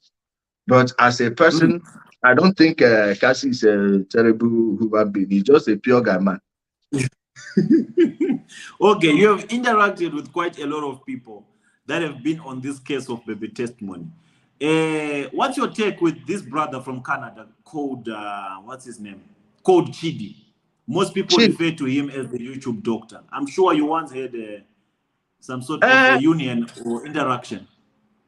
Chief the cadet is not someone I will go hunting with and let him be behind me. That's how I will describe him. I don't see him as a bad person, but he shifts his stance so much. Today he's speaking against evil. Tomorrow you see him with those people, and I've watched him over the years. I don't have any problems with him, but I think he's not an honest person.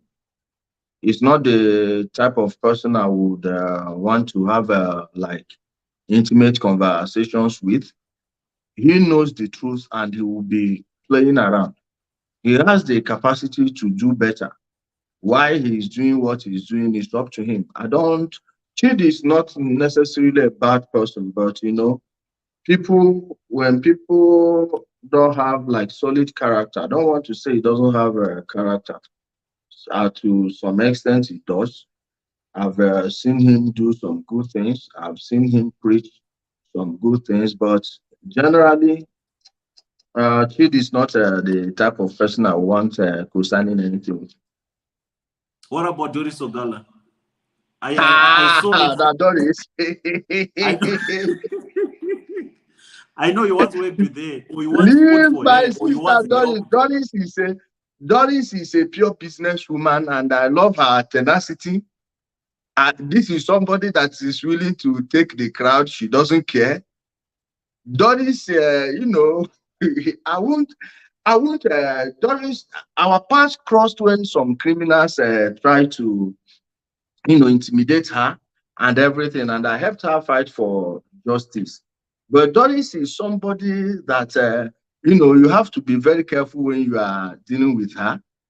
She is somebody that, when she wants something, she goes for it without caring about the consequences. And above all, Doris is just a businesswoman. Mm. And I noticed you worked with what's her name? And what's her name? Bisola Johnson. She was also an advocate for baby testimonies justice. Yeah, What's your take people thought on her stand concerning the case of baby testimony? Bishola really came out to fight for this baby, and I don't like the way everything turned out. When it happened, I didn't like the way she was treated. She was treated very badly, but just for trying to help. But you can attribute that to the people fighting for baby testimony at that point, not having a cohesive group, not being Mhm. in sync with each other, and it left room for doubt. Some people set some people up. At the end of the day, somebody that wanted to help, like genuinely, Bishala is not. the type of person that would get involved into something because of personal gains. I don't. It doesn't strike me as such a person until I can see any evidence to the contrary. Bishola is not a bad person. No. And if you know her battles in Nigeria, she has fought. Someone single-handedly fought TB Joshua while living in Lagos, hiding, moving from place to place. If not for Bishola, I don't know where Ruth Mathew would have been by now. If she didn't board that plane, I don't know how the whole story would have turned out now. How many people do you think would just fly to go? But it's your friend. It's your friend Dolis that ended up scattering everything that Bisola was trying to work on with Sister Ruth. Whatever Doris told Ruth, I don't know why Ruth should attack Bishola in such a way. Like I told you, Doris is a businesswoman. Why she does the things she do is up to her. I'm not going to preempt her mind. I'm not living in her head. But believe me, You're not going to nail your friend. You're not going to you nail your can friend worry. on the public space. Pardon? Okay. Okay, let's get to this now. Okay, overall, how do you think we can find baby testimony? Considering There the is fights and no everything. there is no other way. Like I said, some of the plans I have, I don't want to reveal them here. And I think we've given Jeremiah and his people enough grace.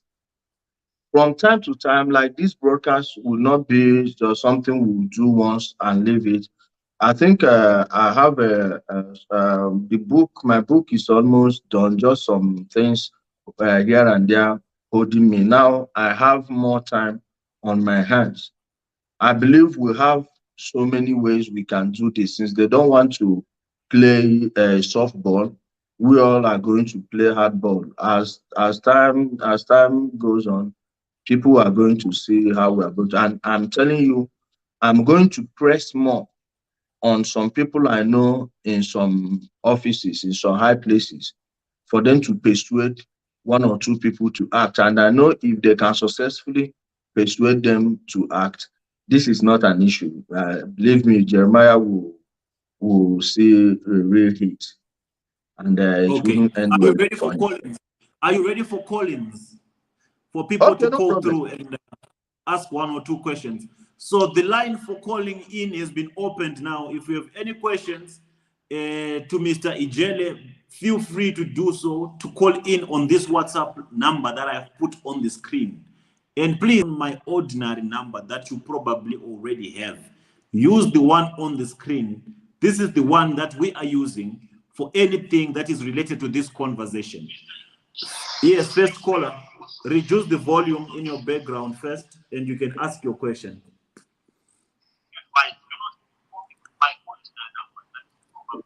Hello? Hello. Yeah, you can go ahead and ask your question. Okay, but why are you still talking? You are talking on the. Okay.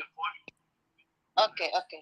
Reduce the volume where you are watching me first, and then attend to this call while you are not listening to the device you are watching me from. Okay, how many people is talking now? Somebody is online. Hi, my sister, you are wasting too much time. If you're going to ask a question, go straight to the question. Don't ask who, how many people are what. Let's take another one. Greetings, caller. Go ahead and ask your question. Good evening. Good evening. I'm calling from Italy. My only question to the so-called Jeremiah is this. I've seen him do miracles in his church several times. Mm-hmm. So how come he cannot also locate or see where this baby is? That's one. Then two, I want to also appreciate Mr. Ijele. I've also seen him. I don't even used to follow him, but once there was a day that I also saw him fighting for maybe justice in regards to maybe Cassie and one or two other persons. So I would also like to appreciate him in that aspect. But in terms of maybe governance, this government has not really done well. And I know that Mr. Ijele has kind of maybe a soft mind towards maybe this government, and I want him to also use his platform too to also encourage this government to do more. That's two. Then my other thing is that why is it that it's only African pastors that does miracles in their churches? In Europe, I've been in Europe for quite some time now. I've never seen where a priest or a pastor do miracle here. Not that miracle does not exist, but every Sunday you even see them. Even Bible said that the disciples that they prayed for several hours and they started speaking. Okay, my brother, the line that I've opened now is strictly for questioning. Okay. If you have contributions, I'm going to offer that platform for contributions. For now, we just want questions. Okay. No. I just want to contribute that as well. But maybe when it's time for the contribution, I can maybe bring it my own. Yeah, that will be for another show. Thank you so much, brother. I'll invite you again. Okay, this brother here is telling you also, Brother Ijele, that you must collaborate with your government to do better. Hello, caller. Ijele is online. You can speak out or ask your questions. Yeah, hello, Prof. X. I greet you, brother. Good evening from Lagos, Nigeria. I see you. Talk to me. All right, okay. Prof. X, my own question is this. It's a question and it's a contribution. The Nigerian government has failed us. Africa, we are being brainwashed. We have serious issues. We have lost our origin. We have lost our roots. We have lost where we are coming from. We have no trace. Can we please go back to the roots and get these things right? We do not even need to understand the scriptures of what we are practicing. Who told you that you can't question men of God? Who told you that you can't question certain things?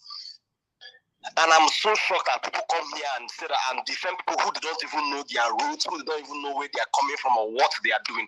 My own question is, why are questions not being entertained by these so-called men of God? Why can't Khan sit up? Why can't certain religious bodies in Africa speak up for so many Prof. X here in Nigeria? Ijele would relate well from the eastern part of Nigeria. In the ancient eastern part of Nigeria, once a young man dies from certain age downwards, the elders trace to know what happened. They would find out what really happened. If Ijele can relate to this, he can throw more light to this. What really happened, which is questioning. Questioning does not kill, it gives direction. But today, people don't care. You see people die 20, 25, 30, 35, 40. And people are not willing to ask questions because at the end of the day, people are getting involved into so many things that you can't even question that would end up eating up your heads and causing so many havoc. The honest point is this: we need to go back to our roots. We need to know what is actually going on. Men of God are not too big to be questioned. Even Jesus Christ himself was questioned. People should read the scriptures. Even at the point of death, they asked, "Who are you?" And he told them who he was. So who are these people? Who are these people? This how can a child be missing and the government cannot say anything? Human life for crying out loud. The Beras case is an exception. I lived in the north, Prof. X.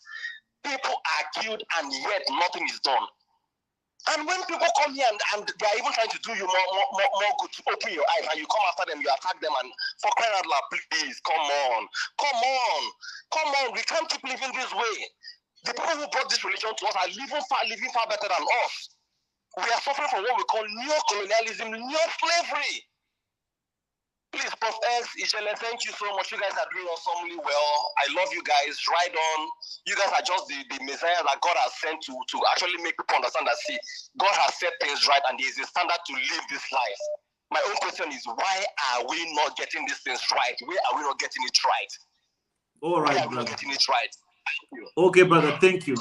The maximum time for each and every caller now is 2 minutes, and I can see because of Ijele's political standing, most questions are just related to economy and politics, and no one has really asked a question concerning the main subject of the conversation. No, but he said something about Christian Association of Nigeria.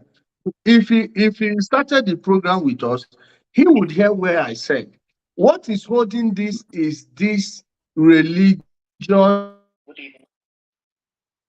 Okay, just hold on. I think Brother Ijele is having a network breakdown. Yes, caller, you can go ahead. You have 2 minutes. Okay, thank you. So I called you, sir, because I watched some of your content on YouTube, and I'm kind of interested in the history of this Nigerian baby that has been missing. And so I just want to tell you that I enjoy this content. I think it's interesting, and I'm interested in doing something similar on YouTube. But I'm not really, I don't really know how. I mean, I have the camera, of course. I have a computer, but I'm not really know how to open a YouTube channel to speak about this matter. Okay. Okay, I think that one we can have a private conversation. Spread awareness about this child in my country. Sorry? Oh, I think we can have a private conversation in relation to how we can set you up to also advocate for baby testimonies justice. Yeah, as you please. Okay, thank you. I'll revert to you. Thank you very much, sir. Good evening. Let me try to take another caller. Hello, caller. You can go ahead. Hello, good evening. Good evening. This is Gospel. I'm calling from Kuwait. Okay. How are you, Prophet? I'm doing wonderful. How are you? The captain of the ship. Thank and you. How is the mighty masquerade, Ijele? It's like he's out of this thing. He's back. I want to ask this question related to all those charlatans. Why is it that? Because they say they used to see everything. They see this, they prophesy, they see all these things. Why don't they see that the flood, Nigeria will be taken by the flood this year? And when it happens, why can't they try to come out and do? You see, every time we keep talking about government, we know Nigerian government at a point they fail. But I bet you, profess, if all these so-called PFN, if they have money to in fact to do away with government. But the problem is that they are just living a luxury life. They don't want to care about humanity and all these things. And it boils down to my heart and conclude that all those people did not truly follow the first step of Christ. Thank you. Okay, more grace. Thank you. Can I respond to that? Yeah, sure. Go ahead. You see, my brother, is because you assume that they are in the business of making your life better. If the churches in Nigeria, 98% of them are there to make your life better, believe me, Nigeria would have been more beautiful than Norway. Their business is money. Their God is money. And their religion is self-promotion. Why the problem is with we Nigerians that are expecting change to come from the people that run the society. They don't want it to change. They want it to remain this way. So you will keep on coming. Every week you come and take your opium. You keep on hoping. You keep on hoping. They will be giving you hope. If things start functioning very well, who will go to the churches? Now you know that you don't need to go to pray in the church to get a job.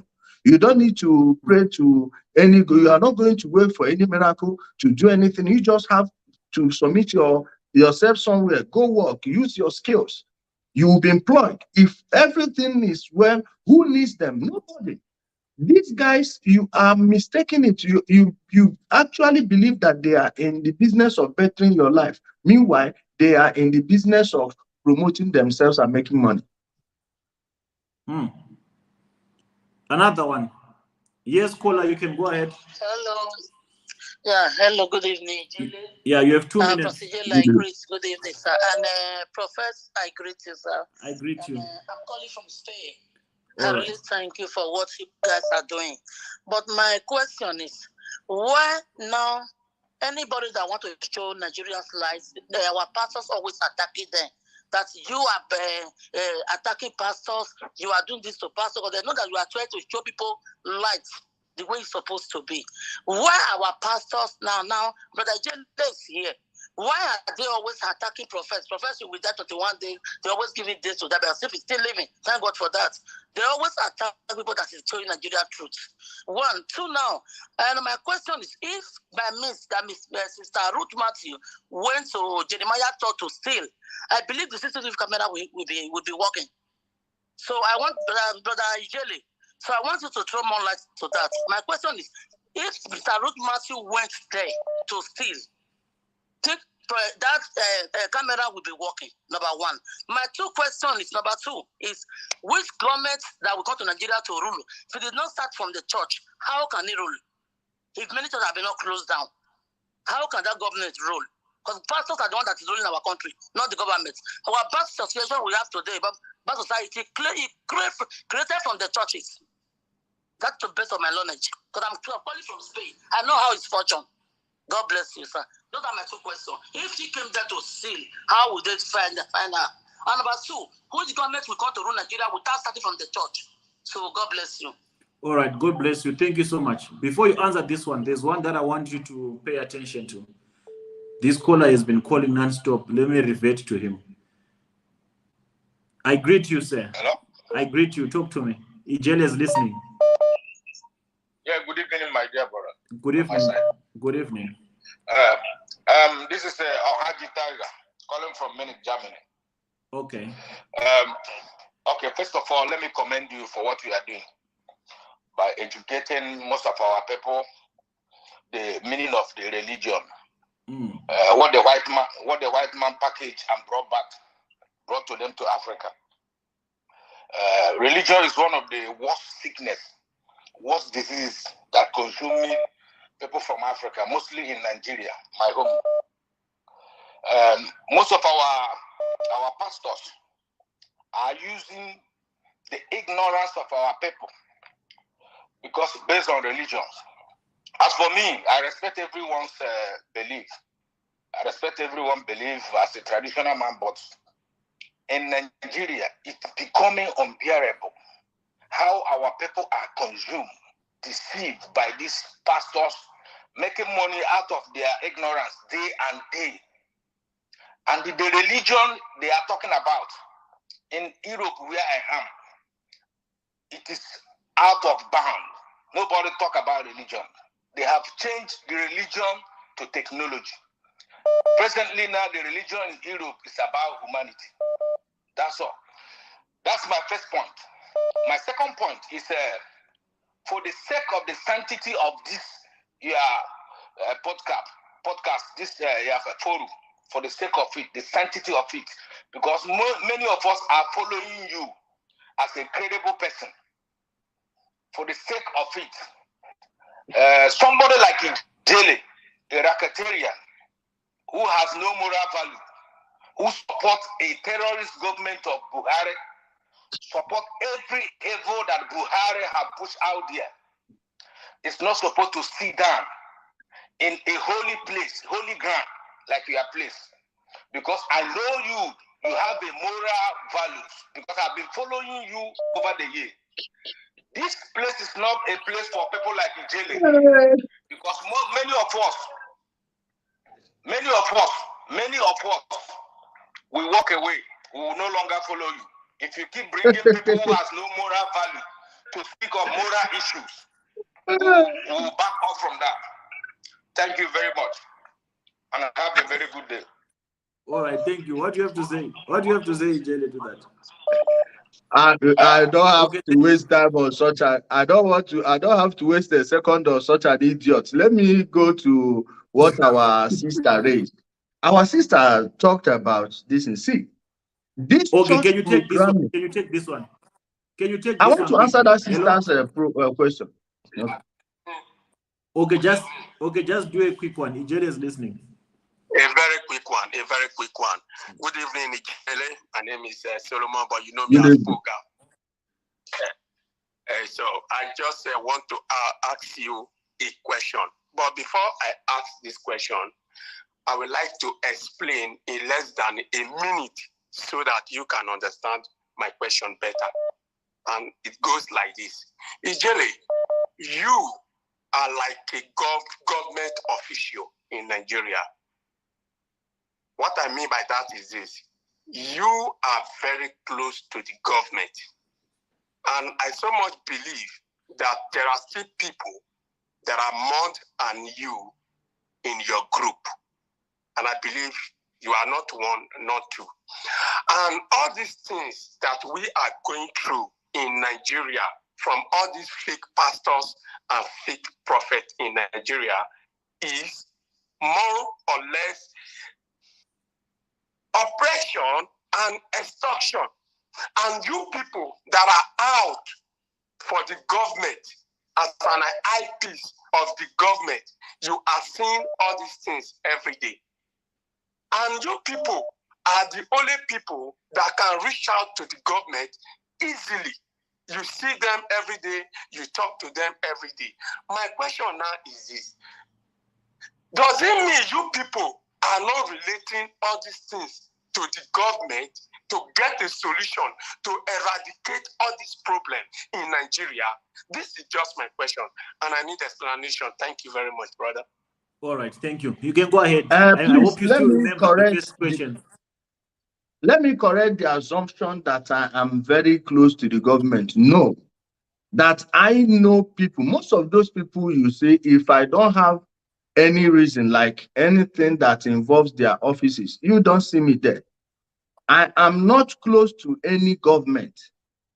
I am not drawing any salary from any government. I am not being sponsored by the federal government.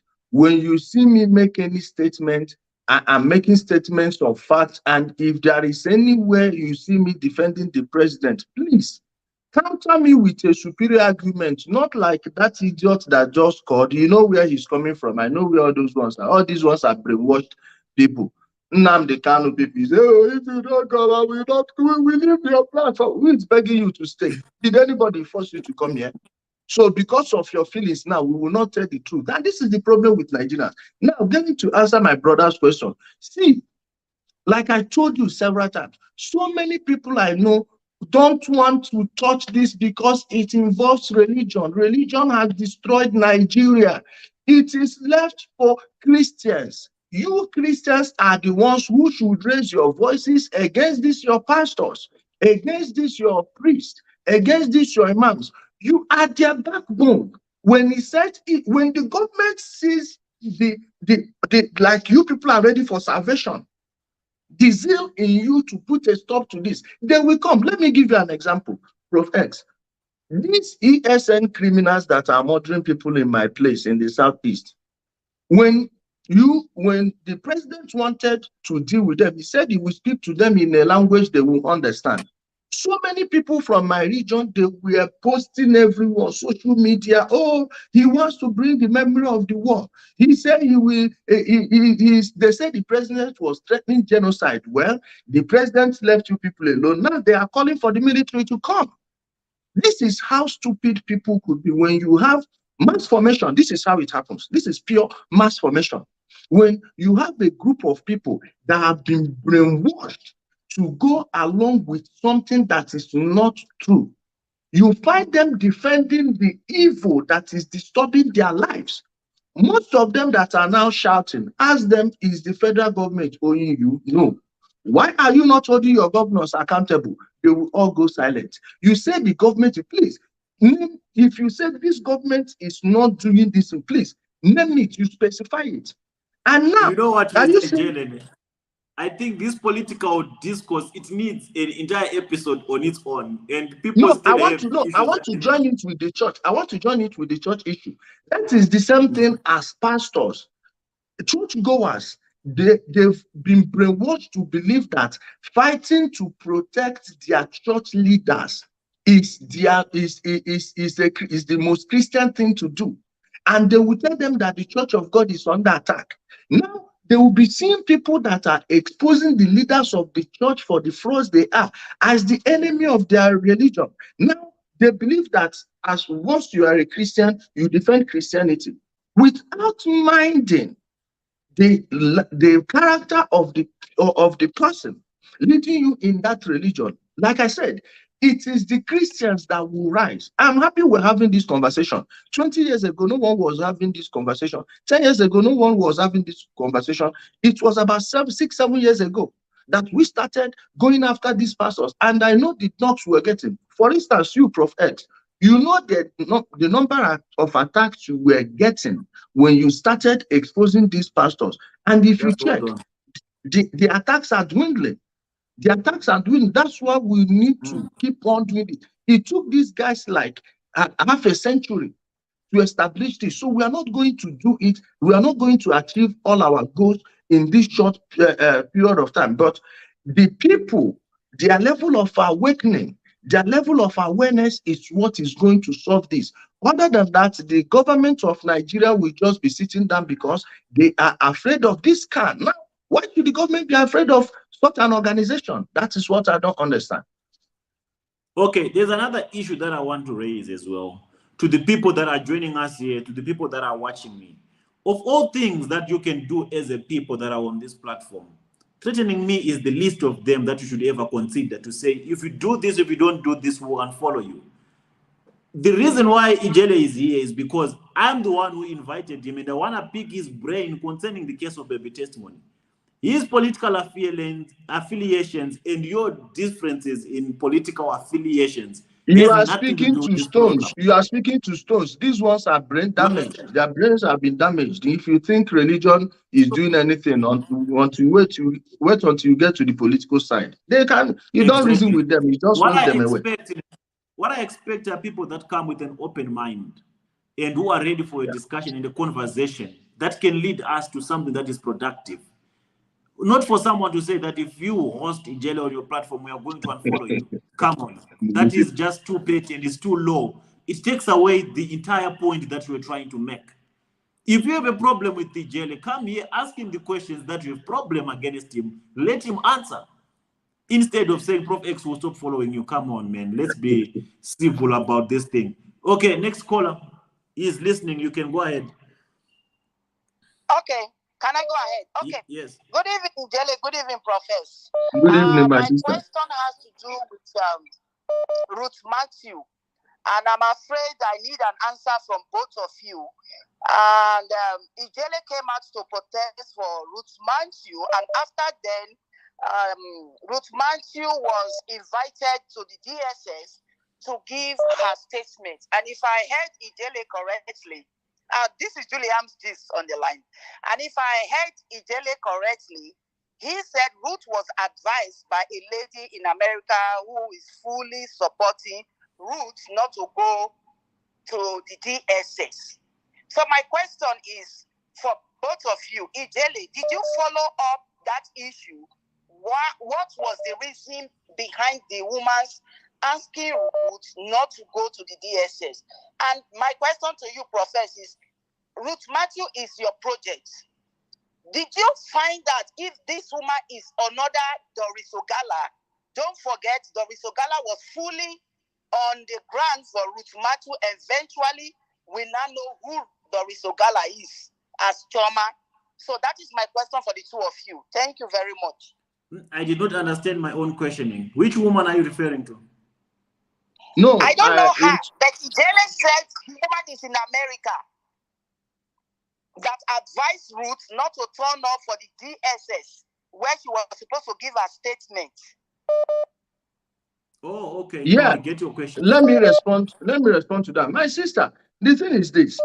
That time, maybe they didn't think I was actually helping her or what. But one thing I know is that they wasted time. The woman did not, trying to connect meeting. The woman did not want Ruth to come. Probably maybe they were thinking that she would be arrested over there or something. So by the time they were ready for it, I started calling the woman. She was not picking up, texting her. She did not respond. When I visited the DSS for something, I went to submit something that day. I tried to reach her, but I couldn't. Even when I texted her that I was outside. So the only conclusion I drew there was that they probably got to her. And being a Christian, It's not difficult for all these pastors. When one of them has an issue, they will call somebody that attends the same church with that person, and from there they will start telling them to withdraw from the case. Just like you people, you know how difficult it was to get Ruth any lawyer. When they know that it's about this, and they will just use their church connections, make calls, and everything will just be flawed. So that was what happened, my sister. I did my best then, and I don't know the woman. Yeah, I think she said they said she removed her hand from the case after I asked why the lawyer said Ruth shouldn't come. So I don't know the woman in person, other than the few times that we've communicated. I'm not going to cast aspersions. I'm just dealing with the evidences and circumstances I've faced over that DSS issue. Oh, okay, caller, you can go ahead. This is for Mr. Ijele. Mr. Ijele, thank you for your job. Listen, I can't thank you enough. You have been great. I'm calling from the UK. I wish I could have some kind of connection with you in Nigeria. I'll be grateful. But the thing is, it's about Doris Ogala. Don't you think that you are you just have a little bit of a soft spot for Doris Ogala? Because you are a man who is forthcoming, you speak the truth. I've always watched you. But with Doris Ogala, you are a bit iffy, if you like. You're not very, your responses are not concrete, and that's where I have a little bit of a problem. Can you please shed a bit more light for us? Thank you. Okay, my sister, you know, Doris is someone that when you start pursuing her on this case, it will make you people lose focus. It will make you people lose sight on the target. Like, I was the very first person that came out and told people that Chioma Johnson is Doris Ogala, because I didn't understand why she would be helping Ruth. I will not tell Ruth the whole truth. Then, other than that, when people started bringing issues, oh, Doris, Prof X, this and that, I knew where the thing was going to. And if I devote time to that thing, if I speak to Doris Ogala more than people may actually know, and she knows where I stand on things. She knows I will not come here and say, oh, I'm defending Doris on this place she did bad or this place she did good. But something is happening there. When you focus on Doris Ogala, it will suck out the entire energy from the conversation. That is why I don't want to make her the topic of the issue. Is Doris with the baby? No. It is doing the job of a fixer for Jeremiah. Now you have it at the back of your mind. Know how you approach issues. Then avoid. Doris Ogala is like a banana peel. If you stand on it at any time, you can sleep. You understand? But when you dodge the noise of everything, like she will not come here now to tell me that all these things I'm saying are not true, or all those things or interfere as she interferes on other people's platforms. She knows that you can't bamboozle me. I will never be bamboozled. And I'm leaving everything about her case solely because I know it is going to become a total distraction. I know Doris more than you people think. Okay, what is your comment concerning Doris Ogala, looking at it from the lens of humanity and fighting for humanity, considering what she has been doing for Jeremiah Omoto for Feni and all the damage controls that she has been doing in everything that she has done around Sister Ruth Mathew, from a point of fighting for humanity? What is your comment, putting your friendship aside? If Ogala was any other woman that you do not have a friendship with. Doris must have a part she belongs to this case, and I'm sure it is not Ruth Mathew. From events we have seen and everything. So that is why I said no need flogging it. We know where everyone belongs. Doris cannot tell me she's not in good terms with people like Apostle Suleiman. So if she knows Suleiman, she may also know Jeremiah. And on this case, I don't see her as somebody on the part of Ruth Mathew. And that's as far as it goes. That is how I see. That's why I'm not going to take any Ruth secret and tell to Doris. No. But what I'm not going to do is turn my platform where I will come every day and be shouting Doris Ogala, Doris Ogala. If she ever interferes in this case and is trying to protect justice, I will still come here and expose her. So far, she has not interrupted anything I did. Even when I did Suleiman's poster and banners, she called me. She called me and she wasn't happy about it. Guess what? I went ahead and did it. I went ahead and did it, and I'm going to still do more if need be. So this is the reason I am not going to focus on Doris. When you focus on Doris on this type of issue, believe me, you will lose sight of the target. So not as if I'm defending her for being a sister or something. No, no, far from it. Okay, let me take another call. Yes, caller, you can go ahead. Yeah, Professor, good evening. Good evening. Yeah, I'm enjoying what you are doing. Thank you. Yeah. I really don't have a question, but it's just I will ask a question to Ijele. Mm-hmm. You know, for Ijele, when Ijele is sounding the way he's sounding, people may not understand the direction he's going. Ijele is attacking his own tribes, not that he's a single person, his own tribes. He's calling Ethiopia not an Ethiopia. He knows how everybody knows what is happening in Nigeria, how Fulani government is destroying Nigeria, and no Fulani man has ever come out and talk against the Fulani people who are killing people on daily basis. They will only protect them. But this idiot will enter to a national television talking against his own tribes, his own tribe. Thought he's doing something. When you Where talk is about that madman? Prophet, I won't be here to listen to such an idiot. If the fool cannot show himself, I don't have time for such animals.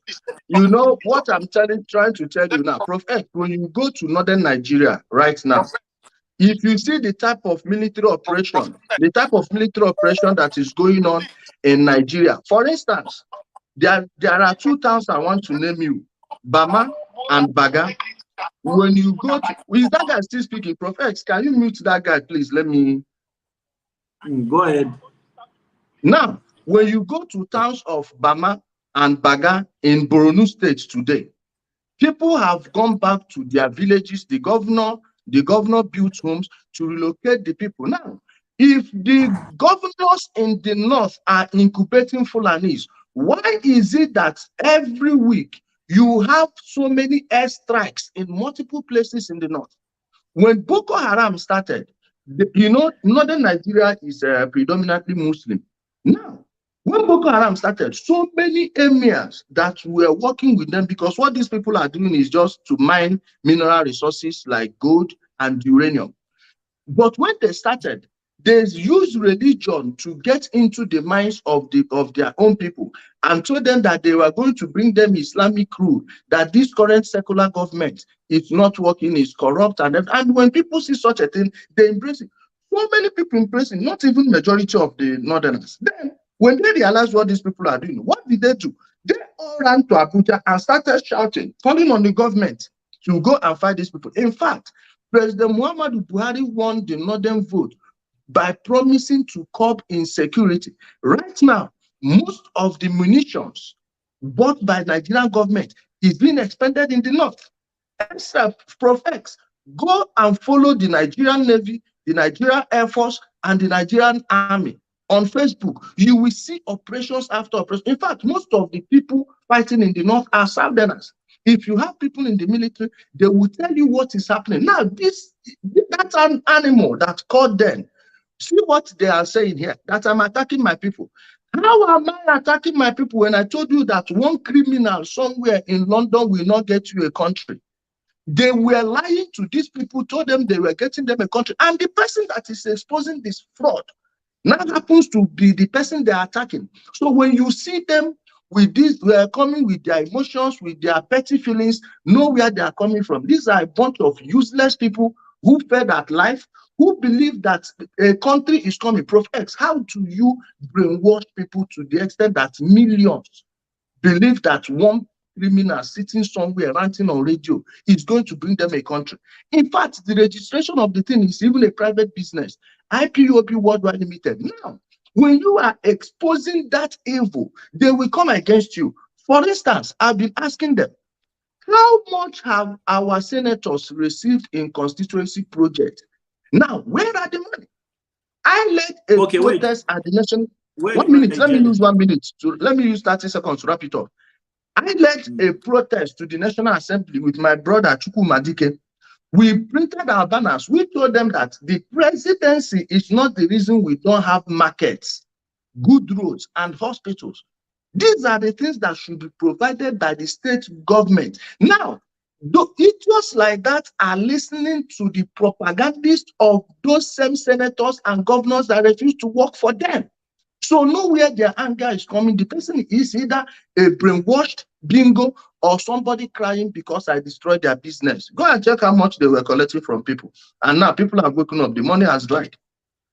Okay, wait. You remember you are my guest here.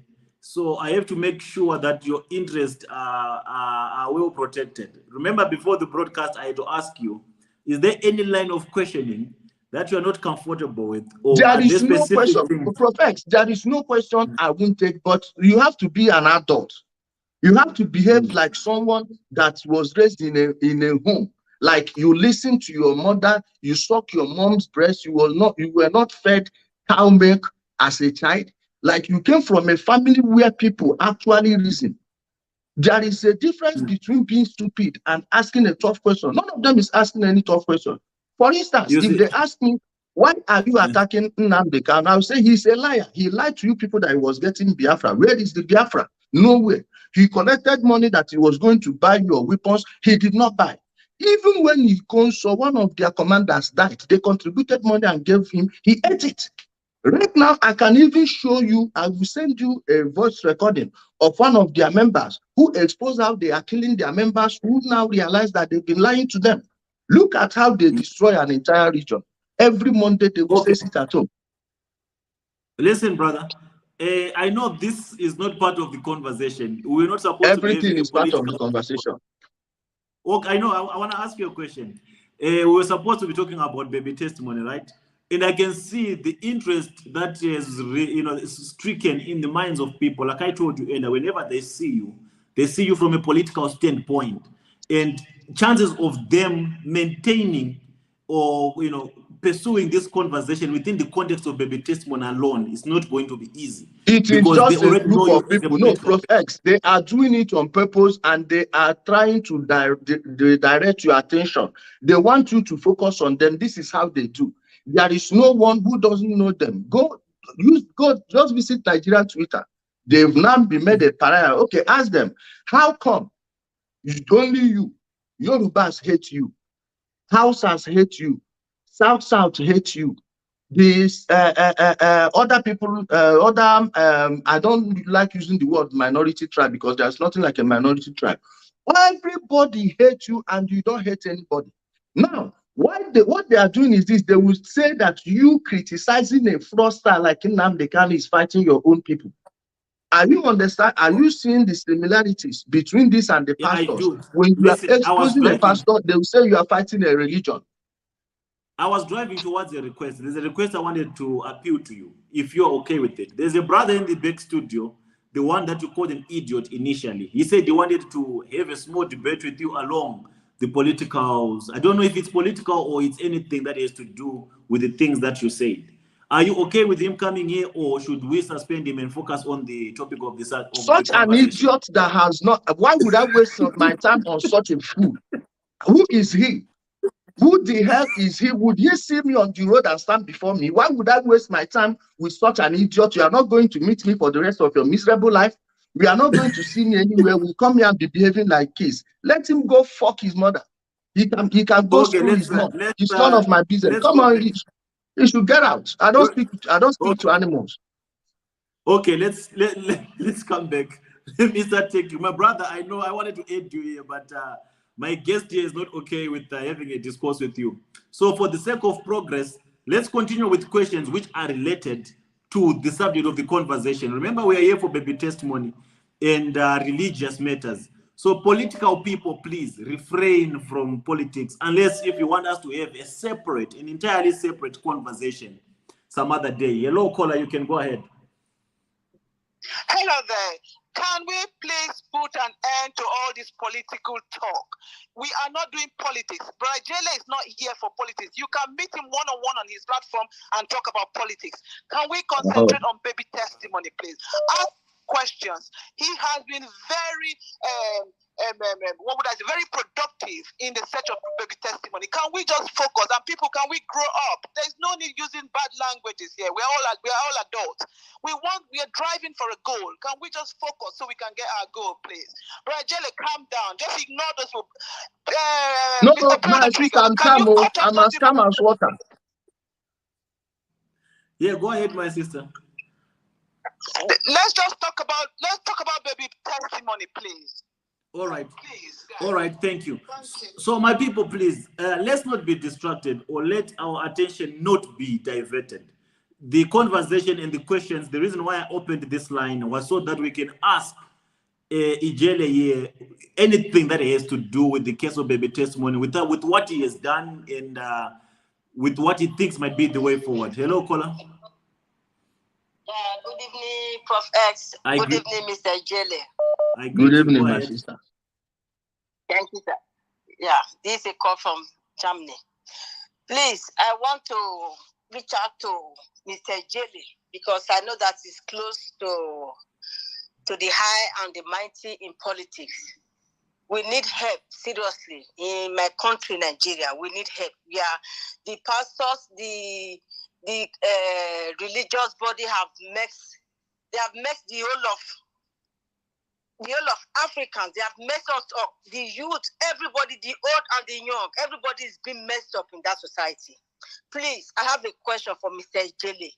If you can help with this, the only thing that I see that can be the solution in our problem is by closing down all the churches in Nigeria. I don't know how we can achieve this. Please, it's a problem to us.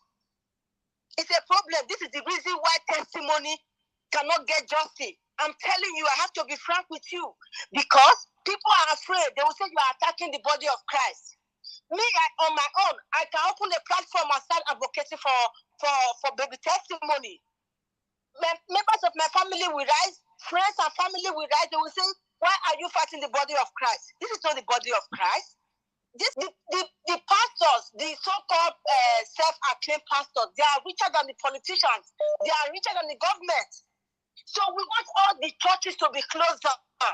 We know we are Nigerians, we want to serve God, fine. And all the church, at least the churches should be owned by the government. When they are in big shit, in Europe, here I am. The churches are owned by the government. The government takes care of the people. If you don't have the job, the government pays you. If you have children, you've been paid. A lot of things is being done by the government, not the body of Christ, not the churches or whatsoever. Please, Mr. Ijele, if we can be able to achieve this, all the churches are come, all they are come, please. Then we can advocate justice for testimony. Even the so-called judiciary, they are all influenced one way or the other by the churches. Our problem is basically on the churches. Please, this is a big problem to us. It is. Please. All right. Thank you, caller. Before you answer that question, what is your religious sect, Mr. Ijele? You come from which religious sect? Are you a Christian? Are you Muslim? I'm a pure spiritualist. I have no religion. I'm a pure Igbo man. My Igbo-ness is what I practice. I live in the way of my ancestors, and by my ancestors, I don't mean the corrupt, the fake culture they gave us in the 18th century, saying it's our religion.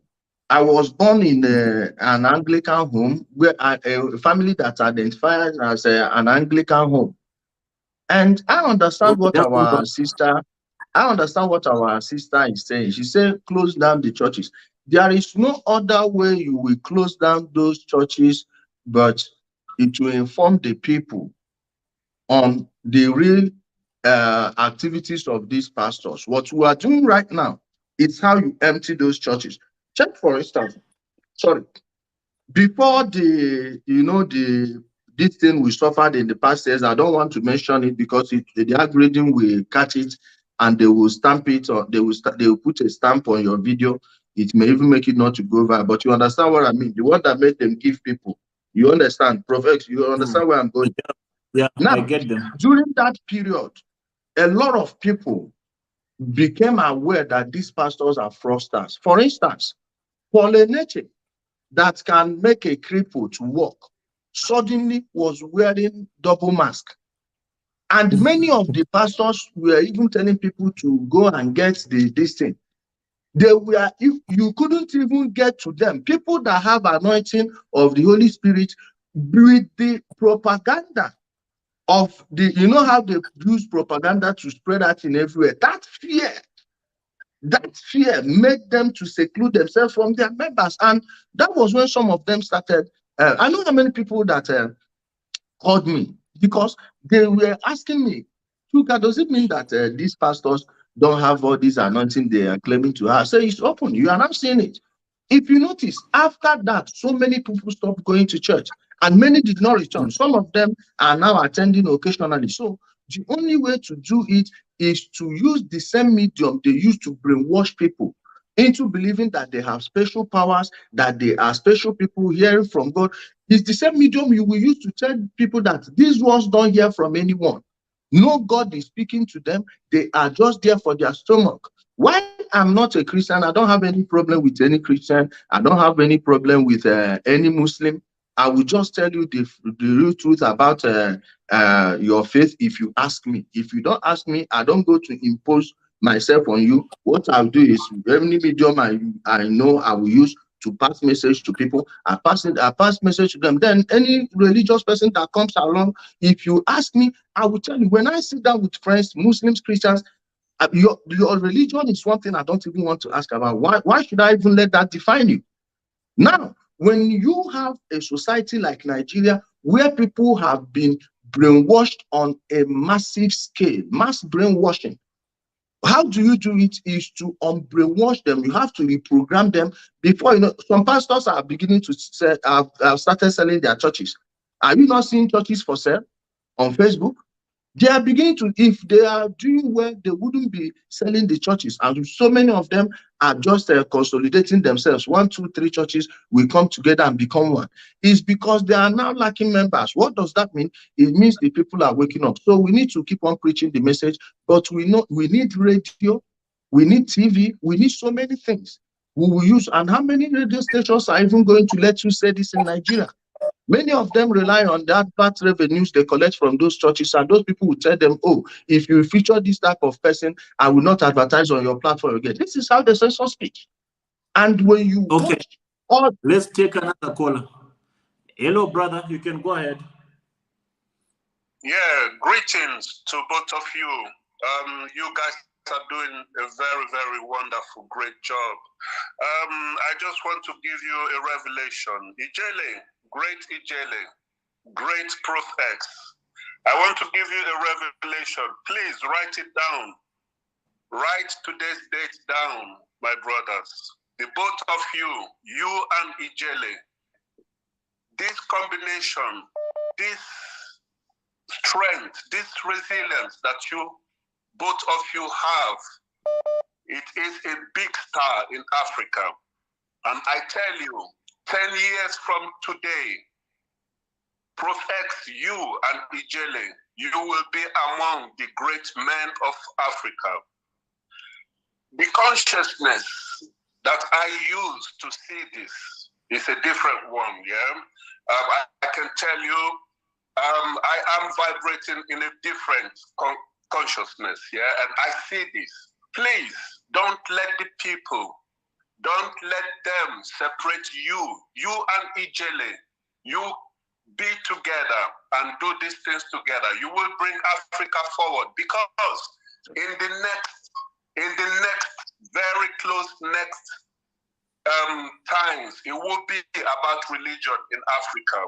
It will be, the talk of Africa will be about religion, because if we can break this very problematic issue of religion in Africa, we will succeed. Because our people, they don't know who is God. God is the truth. God is light. God is being truthful. God is saying the truth. God, you don't need to look for somebody to go and preach to you about God. You don't need a pastor to have God. You don't need a pastor to have miracle, because God lives inside you. There is no physical God. You yourself is a part of God.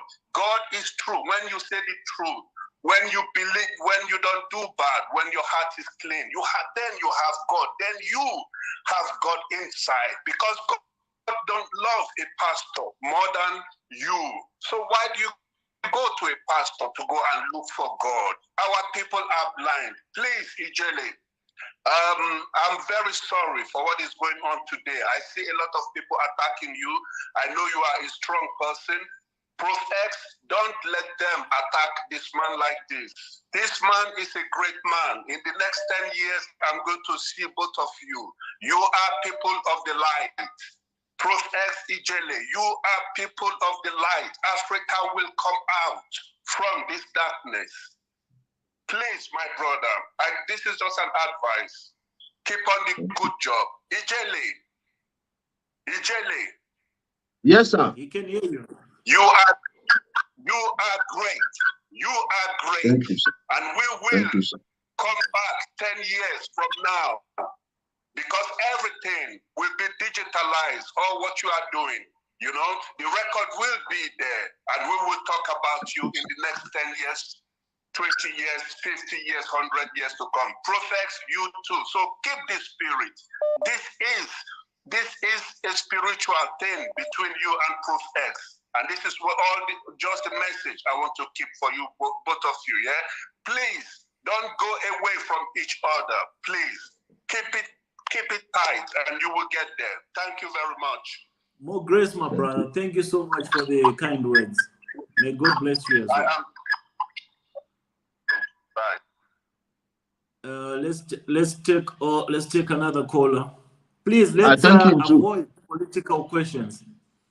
Yes, caller, go ahead. Hello. Brother, when you call, please, can you speak up?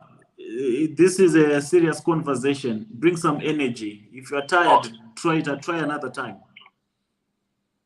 Okay, can you hear me? Yeah, I can hear you now. Go ahead and ask the questions. Okay, I want to join the live. Okay, what do you want to talk about? You can ask the questions now. What do you want to join and talk about?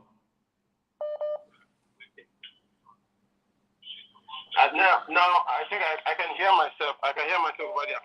So my question is to Prof X. Prof X, I've been listening to you several times concerning baby testimony.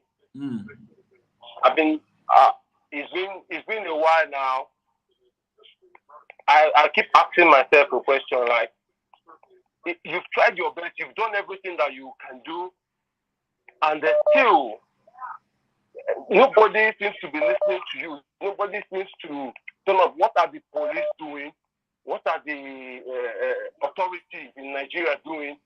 Is it that they cannot hear you? Is it that they don't listen to you?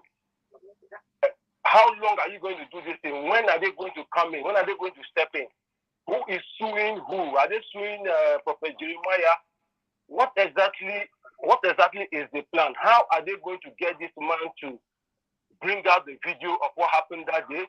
The camera in the church, what are they going to do to let him bring it up? Because you can say this thing for decades and nobody will listen to you and nothing will happen. What are you doing? What exactly are you doing? Okay, you are repeating your question now. Let me just answer you. Let me answer you. I think you are in a repetitive mode now. Your question to ask is, for how long will I be doing this? And you said I've done my best. My brother, I have not yet done my best yet. I'm nowhere near close having done my best. You can never outdo yourself, and you can never do your best. I only have a chance to transcend myself, to keep on exploring other avenues as to how we can get justice for baby testimony. As for me, having done my best, I think you are miscalculating my efforts. I have not yet even started. I've just been warming up for all these past years that you have been listening to me. And your question to say, when are we going to get justice for baby testimony? I don't care how long it takes. As long as it takes, we'll keep on shouting and making noise until justice is served. Thank you, caller. What do you think, Mr. Ijele? They think that we have done our level best in advocating for baby testimony's justice. My brother, it's a continuous fight. The fight for justice ends when justice is achieved. There is nothing like we've done it for so long, and if they say nobody is listening, it's a lie.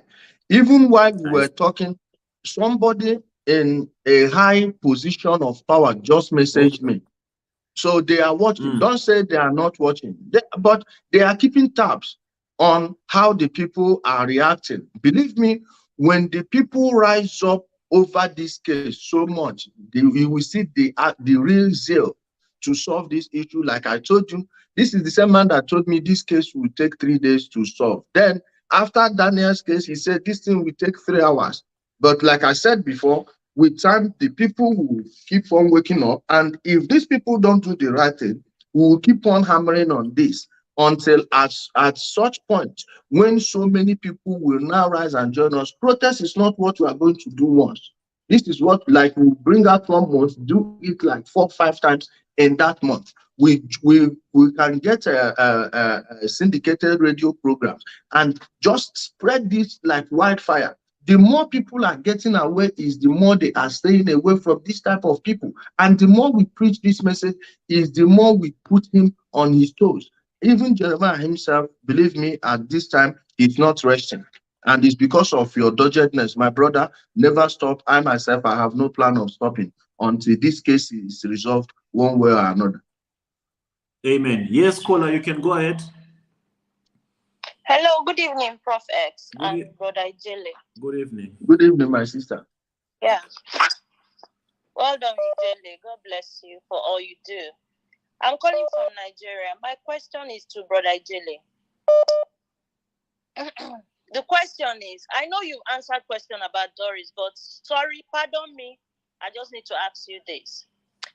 Doris is close to you, you know, like a sister. I listened to one of your broadcasts. She said, Ijele is my father, or like my father. You now, you know, made a joke and say, father, why not brother? You know, I kind of laughed in that, you know, comment. But what I'm trying to say is, if you're that close to her, and she's your sister or your friend, how can, not to question who you should keep as sister or friend, but how can you entertain such person, knowing fully well she is trying every means to make sure justice is not done for this child, to make sure we don't get to the truth, to make sure all our efforts are wasted? She's trying every means. And, you know, keeping such people, you know, there's a parable that says if you want to die with the devil, you use long fork. You know, I think you should keep her at arm's length. That's my only two advice. But my question is it fair to somebody like Ruth, or to the justice, or to the advocating of justice of baby testimony, to have somebody like her so close to you, knowing fully well her role and what she can do? Thank you. Go ahead, brother, and answer my the question. sister. Let me answer the question. My sister, by when you say someone is close to somebody, please, I would like us to, you know, narrow it down. I don't know, Doris, that we speak as friends. I told you how my path with Doris crossed. It was when I helped her when some people were attacking her. And from that time, we tried to get the case. I didn't even like, I don't till now, I've made it known to her that I don't like the way that case ended, because I believe she was the one that killed the case. That being said, on this issue, let me explain again. I have nothing to, you know, that warrant me becoming every day, be shouting Doris, Doris. And Doris will never make me leave this baby testimony case, will never make me. Ask Doris if she can be able to play her voice note with me. She'll be, of course, with me. She will be telling me that she wants to find out the truth. Now, whether she thinks I believe that or not, it's up to her. But what I'm not going to do is to allow myself, check, Professor, yourself, check within that, like a month plus, even 6 to 8 weeks. You were distracted from this issue. You kept on responding to issues about, oh, what Doris said, what Doris didn't say. All that, all those things were sapping out energy and killing important time. Like I said, Doris would never ever make me stop getting justice for Ruth Mathew. She tried to stop me. She told me she didn't like Suleiman's banner that I made. Guess what? I still made another banner when Suleiman made another statement. Tomorrow, if he repeats the same thing, I will still make it again. So nobody is controlling me. Neither is anyone directing me on what to do. Having Doris, I don't have Doris that this is a close confidant that I'm telling things. No. And we've known each other before this thing. Meanwhile, she will never, I myself will never allow someone like Doris take my eyes away from this or help people that are trying to find justice over this case, knowing very well that I know 1 or 2 people I can call and they will help. Hello, caller. You can go ahead. He's listening. Okay. Can you reduce the volume in your background? Yes.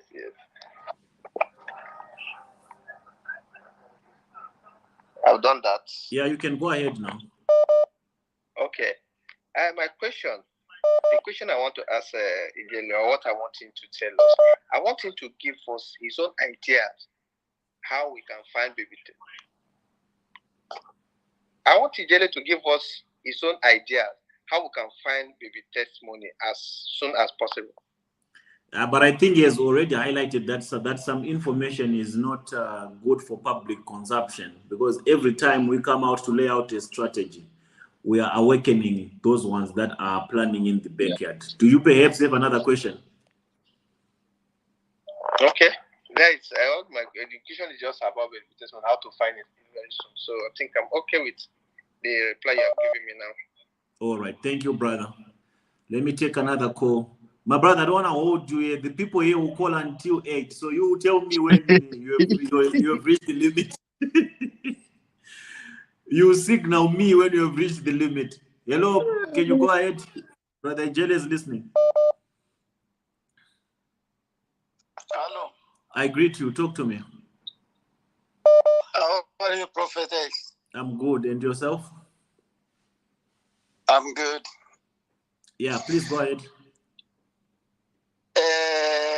I called you. I don't know if you're still on Facebook Live or YouTube. Yeah, I'm still live. You can go ahead. Do you have a contribution or this is a private conversation? No, it's not private. Okay, do you have any questions for Brother Ijele here? No. I just want to say I have no question for any one of you. Mm-hmm. Do you remember me? There is a time I call. I say I'm going to give Ruth Mathew's ex-husband money if she can come out and say the truth. Do you remember me? From Sweden.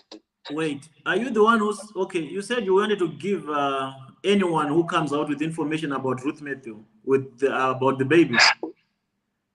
No, the husband, if he can say the truth, if he has been bribed. Do you remember me? Oh, yeah, I remember now. Yeah, there is last week, I think, I hear someone was saying that he has been bribed. But that is not even the reason why I call. Why I call is like, I want to ask all these Nigerian musicians who have power or who are in the social medias. When Davido's son died, it was posted everywhere, this kid's picture. They post everywhere. Why did they not help Ruth Mathew? You understand where I'm going? Yeah, I get you. So I don't know why they're supposed to feel exact. Today, Davido supposed to feel exact. Ruth Mathew is feeling the same like what Davido is feeling. Mm-hmm. So why don't they help this poor woman?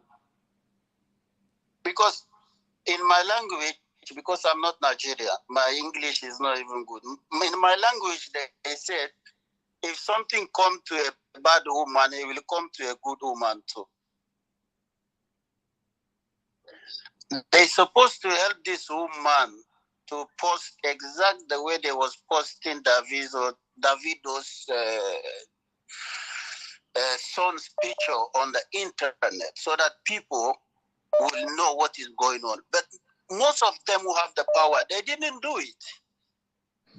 Yeah, I think our awareness might not have reached their landscape as yet. Hence, we have to keep on, making as much noise as possible and keep on raising this much of an awareness. But I believe we are getting to that point where, responsible authorities, where this case is going to be far much global and is going to reach all the parts of the world. So I think it's just a matter of time. And as we allow God to lead us through the entire case, a day is coming when the responsible authorities or the law enforcement will be forced to do their jobs and justice will be served. Mr. Ijele, are you still okay taking calls or we can wait for round 2? Let me take like 2 more questions. 2 more questions, okay. Let me check here. This caller does not have a network. Please, when you call, make sure that your network is okie-dokie. You have a proper network connection. Yo, my sister, I have been taking your calls. Let's give other people an opportunity. Because people now, they still have so many questions for you. Let's take this one from United States of Nigeria. Yes, you can go on. Brother Ijele is listening. Hello, good evening. Yeah, hello, good evening, sir. I'm speaking from Nigeria. Mm-hmm. Professor, you have a question that I want to ask you about. The question is this. For some time, when I was before you up since December, if I'm not mistaken, so there's a particular episode you did where you read the report that Professor Jeremiah you wrote about the missing child in the police station, that they didn't know Sister Ruth from nowhere, and that the baby were not, there was no such testimony in the community or something like that. Oh, you are referring to the affidavit that Jeremiah Omoto signed and wrote the statement of Jeremiah Omoto. Yes, correct. I'm referring to that. Okay. The time he wrote that affidavit, did he wrote that affidavit before he made the prophecy of May 26 that if this baby comes out, what will you do? Those 2 questions, I'm expecting those questions to go to Apostle Suleiman regarding to the statement he made that you should leave it for God, that Jeremiah is his brother, not a colleague. That is where I want to find out. That is question 1. Then question 2, what are the chances that those 2 women who work majestically straight to Sister Ruth in the congregation and ask her that where can they get in the domain, knowing fully well that this woman is a disabled, sorry for using that language, or she's a cripple, knowing fully well that this woman, she can't walk with where they are. So what are the chances that those 2 women walk straight to Sister Ruth, that where can they get in the domain? The Sister Ruth stay in the church. Was it up to 2-3 weeks in that church, in that period of that program? If he spent up to 2-3 weeks, that means automatically there's a game plan of adopting that child. So those are the area, because I see no reason why, if Sister Ruth, if what is said that she met Jeremiah when coming to the church, and Jeremiah has the protocol to work her out. So I see no reason why a man of God in Nigeria, in all over the world, when you hear the language of my child was missed, in every church, when somebody hears such a thing, you close down the church first. Your 3 minutes. Your 3 minutes is up, sir. Sorry to drop you off now. Okay. But that's my question. Okay, to answer your first question, when Jeremiah wrote that affidavit, when he wrote that statement, it was before the prophecy. And let me take this other caller before I address your second question. Hello, sister. Greetings. Hello. Yes, caller, talk to me. Hello. I can hear you. You can go ahead. Okay. I just want to lower my TV. How are you doing, Prophet? How are you doing, Mr. Ijele? Wonderful. Okay. Thank you. Okay. I have been following both of you, and I'm so glad to see two of you together. It's like you have made my year. And I want this union to continue. I know with two of you on this case, we will soon recover baby testimony. I'm praying for both of you, and you will be protected. Brother Ijele, please do not let those guys distract you. And concerning that fight you're fighting about IPOP, I appreciate you. You are a true person. The lives that have been lost in Igbo land, the Igbo people, they are not happy either. I have some of them as my friends. I sit with them to cry every day. Do not let yourself be distracted. God is protecting you. And I want you to please continue with my brother, Prophet. He's my big brother. And I have been following him. I am very quiet, and I am not the very big outspoken one, but I've been following, and I'll continue to pray with you guys. God bless you. Amen. Thank you so much, my sister. God bless you too. The questions are okay. Let's take this one again. Hello, caller. You can go ahead. Hello. Yes, caller. You can go ahead. We can hear you. Yeah. Good evening, Ijele and Prof S. Good evening, my sister. Prof S, I'm one of your great fans, and I love you so much. Even Ijele too. Ijele, I may not agree in certain political ideas you have, but you are a great person. But I just want to ask a question. It may seem funny, or some people may think it's not relevant, but it is. Ijele, I want to ask you, and it's related to Prof S also, Mr. PDT. Don't you think it's wise for Mr. PDT to kind of apologize to Bisola in any way? Must have spoken anything wrong to her? Because if not for Bisola from day one, Ruth Mathew's case, I'm sure it would have been dead by now or swept under the carpet. I'm just feeling for humanity's sake and for nature purpose, you can just apologize to her. Bisola is not actually, she's not a bad person. We all have challenges. Maybe at a point, maybe she must have said or did something to Ruth that she didn't like. Maybe something came up then. But she's actually not a bad person. Thank you. That's all I have to add. Oh, okay. I would really appreciate if there's a specific area that you would want me to touch in the apology that I'll be rendering to Sister Bisola. Yeah, actually, I've been following you from, it's almost day one. Mm-hmm. There are some wrong words you used for her as your senior, equally for age purpose and for the sake of God. In this pursuit that we are, so that things God will help in certain ways. Let us don't carry any wrong thing in the bid to fight for the right thing, and we use something wrong to make it go wrong. Concerning Sister Bisola, I know. I may not be able to No, I know. I may not be able to pinpoint some words in particular, but maybe kind of accuse her of maybe treating Ruth wrongly, maybe for Ruth to have beaten her on her leg or something. You didn't see anything wrong with that. You understand? Yeah, I think. Kind of Okay, can I answer? Can I answer? Can I answer to what you just raised?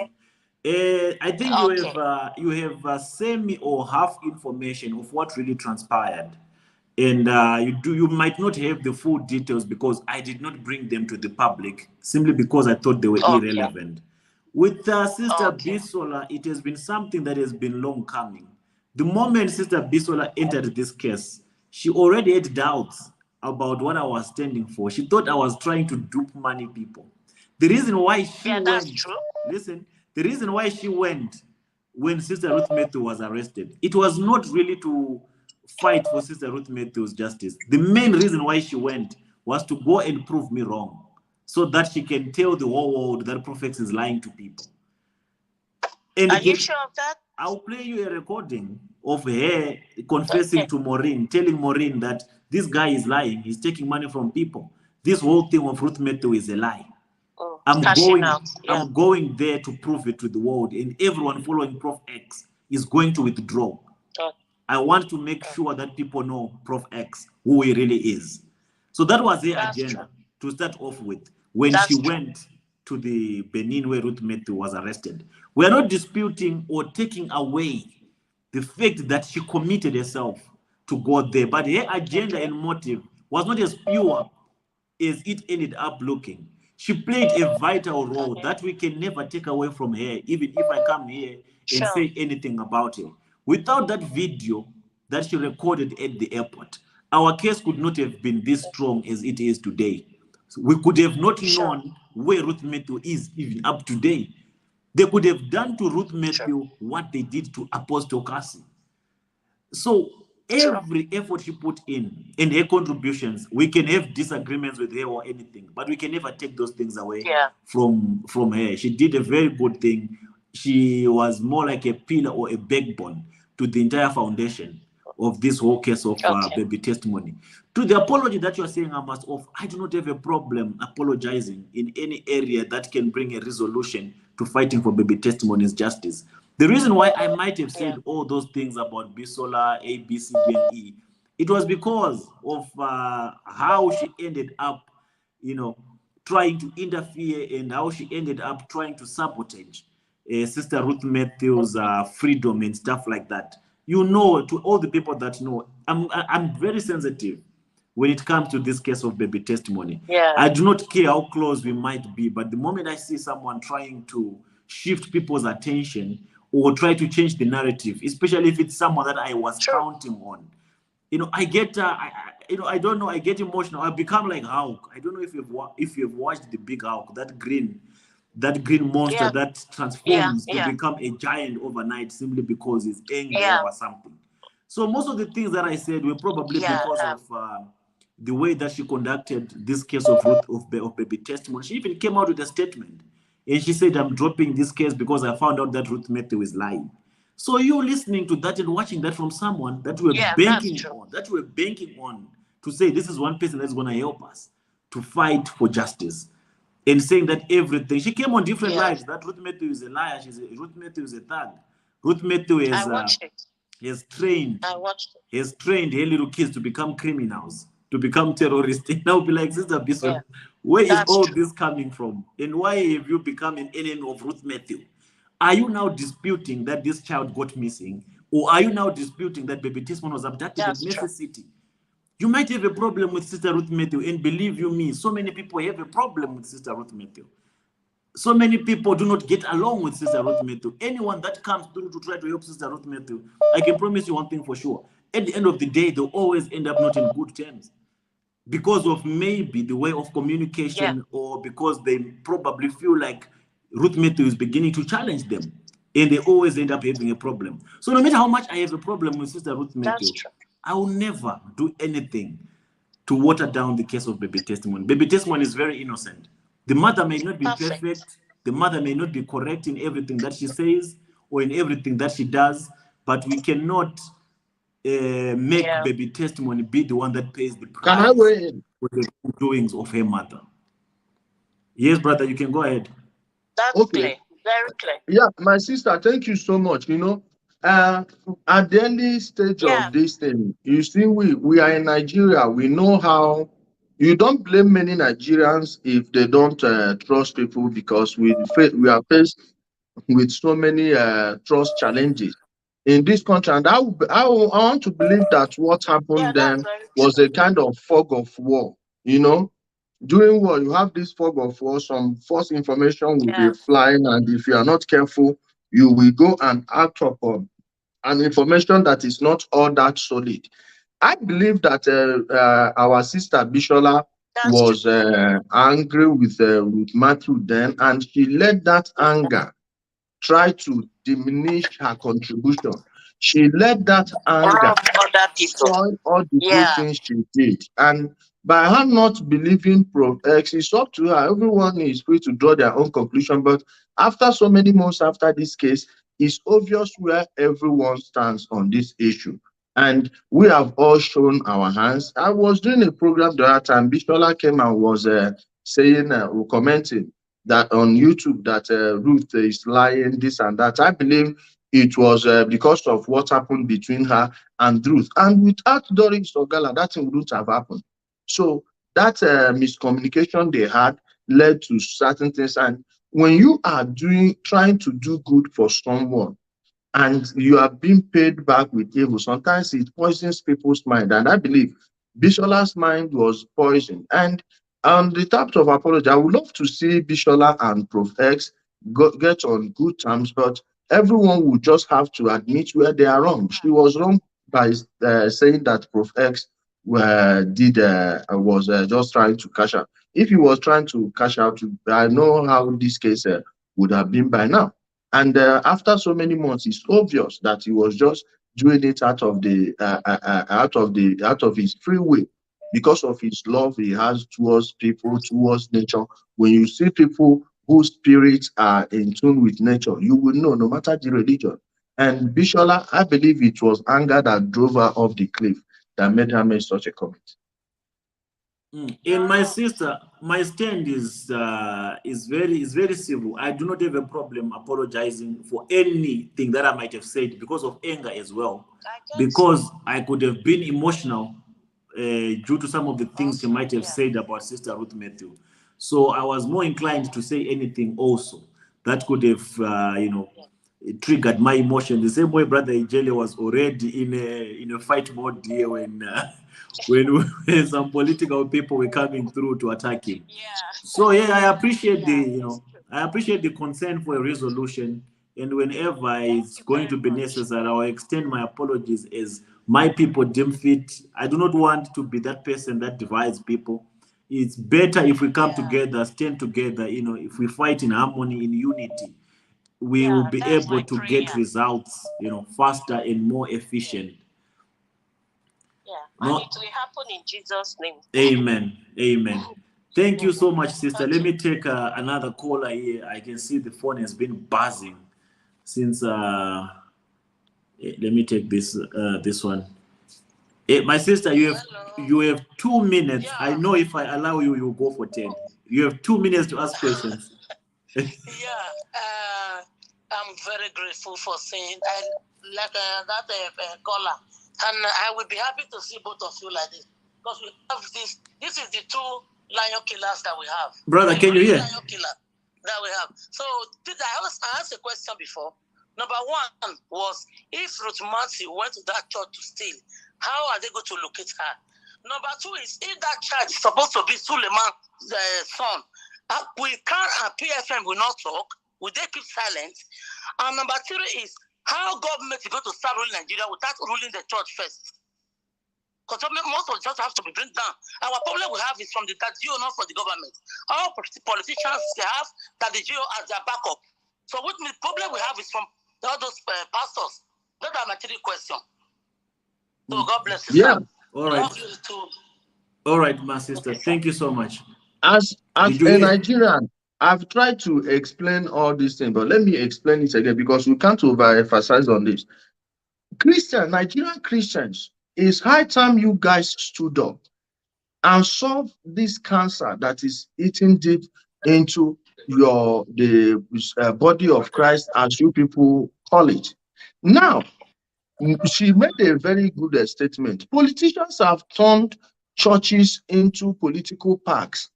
And the priests you are seeing, the leaders of the churches, are happy to just get their free homes, free vehicles, connections. Their family members will be put in one government office, or they will just find one contract and award to a member of their family where they'll get in. Again, it goes back to what I said. Everything is about class. Anything that affects the so-called upper class, they want to protect each other, and they are using the emotions of the lower class, in this case their members, against the government that actually wants to fight against this thing. This is not too difficult to solve, like I told you, but let us not discount, let us not look shy away from the reality on ground. You may say, oh, what can they do this? But in Nigeria, for instance, we've not killed that religious virus.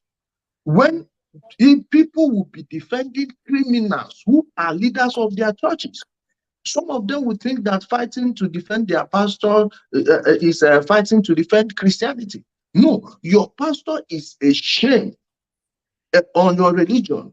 The life size of your pastors, your bishops, your deacons, your priests, they don't even look like what the Bible wrote about Jesus himself, whom they said they are following. Right now, you have a country where I just tried this prophet. The very first day, any of these pastors will be invited. You watch how many platforms that will be rising up. All these ones, like now, how many times have people infused the president tribes in a political conversation?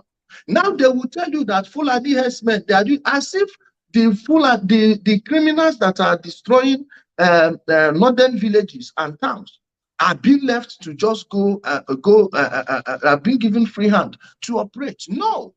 Is this propaganda that the government is against, and the change must come from Christians themselves. And as for the CCTV, of course, if Ruth has gone there to steal, you will see the CCTV. There is nobody who will tell me that a church, a big church like that, does not have CCTV cameras seeing each and every angle of that church. It's not true. I refuse to believe it. And anyone who is trying to make me believe that thing is wasting his time and is banging his head against the rock.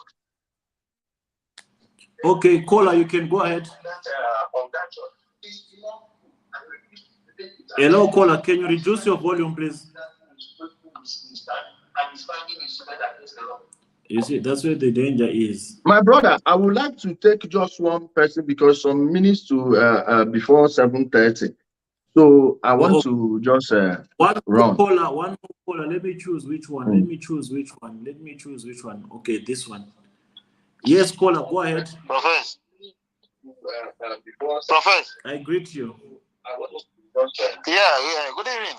Good evening. Yeah. My Ijele, evening. My question goes like this: Why is it that the police cannot be able to ask of that CCTV footage? Okay, that's your question. Yeah. Okay, go ahead, Mr. Ijele. My brother, there is no will to solve this case. Like I told you, I don't want to sound like a broken record. People know how easily this case could be solved, but there is no will. In that police, even in police, this thing is more prevalent in the police.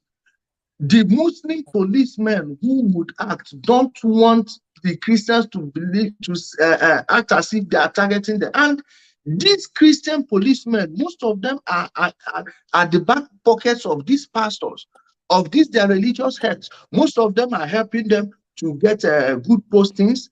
Most of them even help them to get the job. Ask an average military intake. He will tell you that these pastors, they even have their police list. They even have their army list. When it's time for army recruitment, they send the names of their church members to go in there. What do you think those people will be doing in service? Is to protect their interests. And we really need to get to the root of this. So many things this baby testimony issue has exposed. We may not be able to appreciate it now, but give it 2 years. You will see even many Christian police officers are angry that their own establishment is not doing anything about that. So many people, I know, I saw the feedback when we went to share the poster, and you see some people say, oh, is it this baby? Oh, they are still doing it. What are they still doing? What is because enough attention is not being drawn to this. Most of the bloggers you see in Nigeria, some of them are afraid, then the other ones are paid. Some of them, when they threaten them, some they will threaten to attack their pages, they will stop. So many people would avoid certain topics because they know that their pages would data like all the. I'm not seeing the comments. I'm not on StreamYard. I can't see the comment section, but I can guarantee you there are many idiots in the comment section. All those ones, the people don't want them to attack them. You will see morons, and most of them they will be using fake accounts. They can't use their real accounts and come. They will be just doing, and not many people have that thick skin to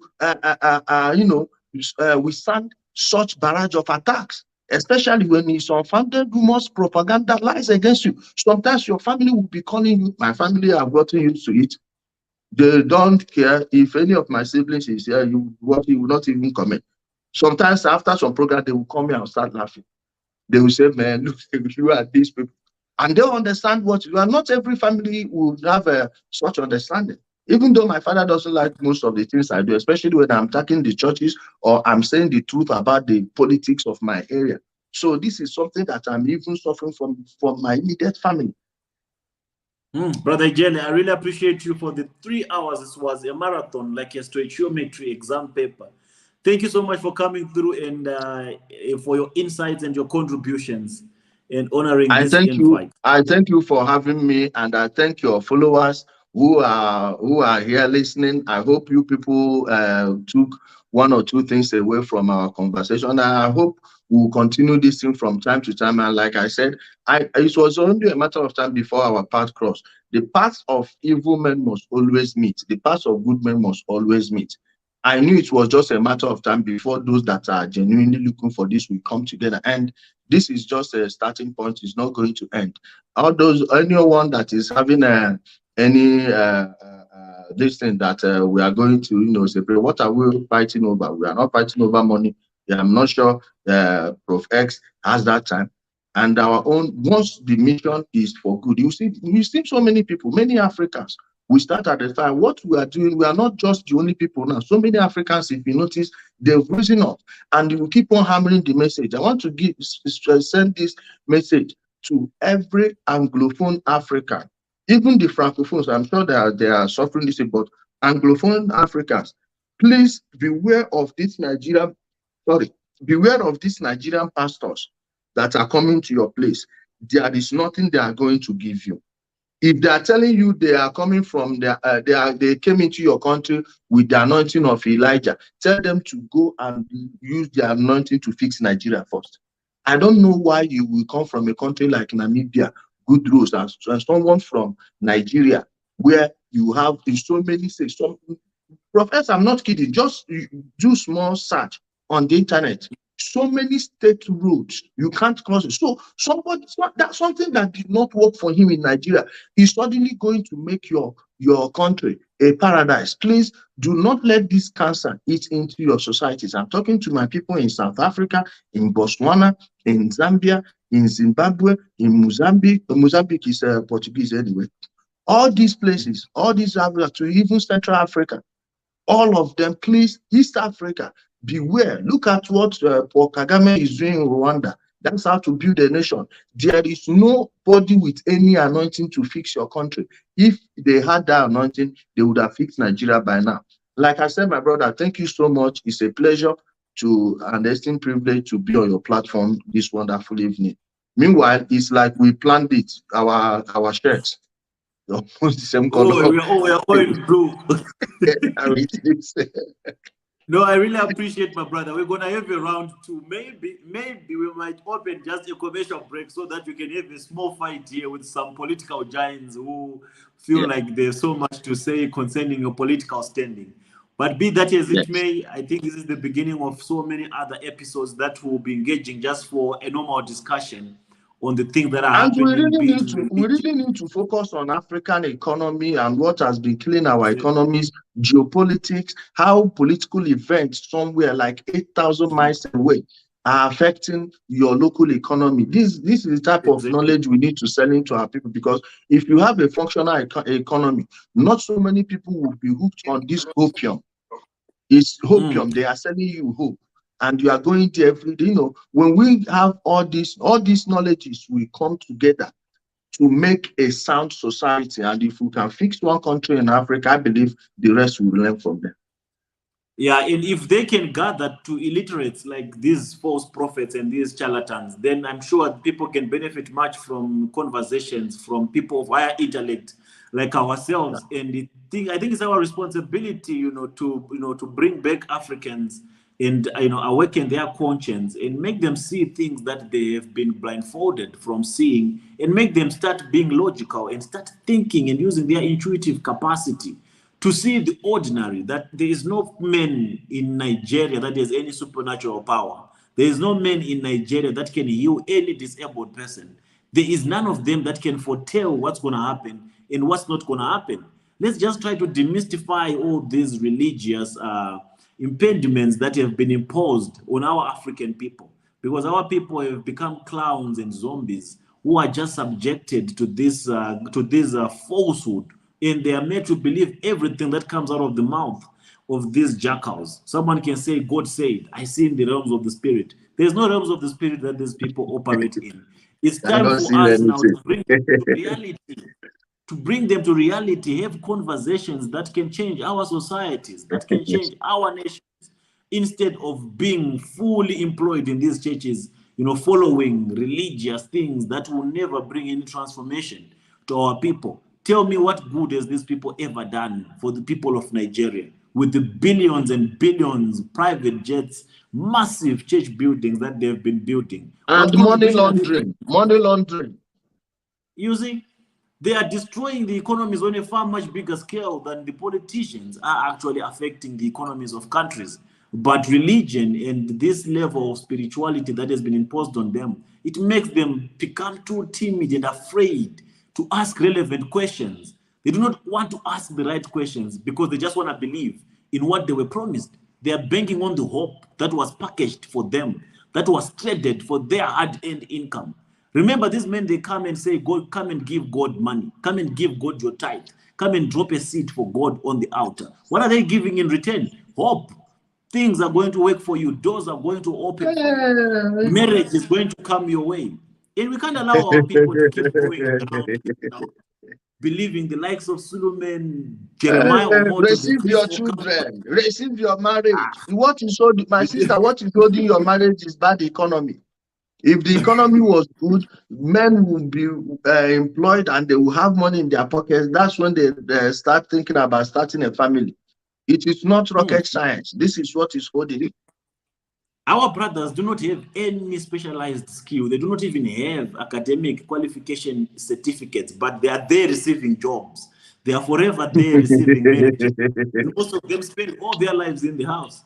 So I think we have to awaken our people. We have to awaken our people. So thank you, my brother. Thank you, my brother. I appreciate Thank you, my brother, for inviting me again. I appreciate it. Okay, brother. Stay safe. And please let me greet all my people that are watching. Sorry, I can't mention any of you because I'm not watching the comments. I'm just on StreamYard. I'm only seeing Prof X. All of you that are here, I will just off the top of my head. If I Mezi, Emeka OJ, I know you will be there. All my people in the house, Ofure. Where are they? So many, so too numerous to mention. Daniel Iselope, Becky Godwin, all of you. I see all your people, all the people. Then my bingos that came here, I know you are nothing without me now. You must come. So I appreciate all your empty words, all your empty threats. What am I without my bingos? Without you people, I'm nothing. Okay. So keep on watching. Keep on learning if you want to learn. And those of you that don't want to learn, it's up to you. I will not break your head and put knowledge there. Thank you so much, my brother. Thank you, my brother. God bless you. Stay safe. Yes, my people, this is the last segment of our session. And all of you who have joined, I appreciate you. Thank you for subscribing. And I hope you have picked up one or two things, to carry home with. And if you're joining us for the first time, do the needful, like the video, write a comment, share the video, and subscribe. I know we're VIPs here who always say we can't like, we are too busy, we are too big for dropping likes, but I would appreciate your engagement so that our message can reach so many other souls out there, so many other people that might not be on the landscape of our trajectory. So thank you so much, everybody. I do not know if I still have anything to add on or anything to subtract from the previous discussion that we have just had. But I hope we all maintain sanity in upcoming interviews, that we try to separate people for who they are, and when we invite them to talk about the case of baby testimony, let's just treat people with that quantum of respect, and let allow them to express themselves in a way that do not lead us into having arguments or debates. We're not really here for debates. The reason why we are hosting this, the reason why we're having this conversation is simply because we want to find a way on how we can find our missing boy. We want to find a way on how we can find baby testimony. We still have quite a lot of things to talk about. We still have quite a lot of things, to discuss. We still have so many other religious issues that we need to share here, because our people, they have been in darkness. They have been walking dead. They have been blinded. They have been living in bondage for the very longest time ever. And this is the time for a revolution. And the revolution begins with one man. It starts with two men. It starts with three people. It starts with you and me. And I know everything that we are doing today, it will always have a ripple effect. It's going to affect the lives of generations which are still yet to come. And our fight is to make sure that we do this for the generations yet unborn, for your children, for your children's children. We have paid the price. We have observed all this madness in this, religious arena. We have seen it all, and these churches have caused so much damage. And I don't think we can afford to let anyone else, go through what we have gone through or witness what we have witnessed. So to all those that have joined me, do not forget to leave your like. Do not forget to leave your heart. Do not forget to react. Until I meet you again on the next episode of the Enlightenment series, it's Mr. Pull the Trigger. I'm out.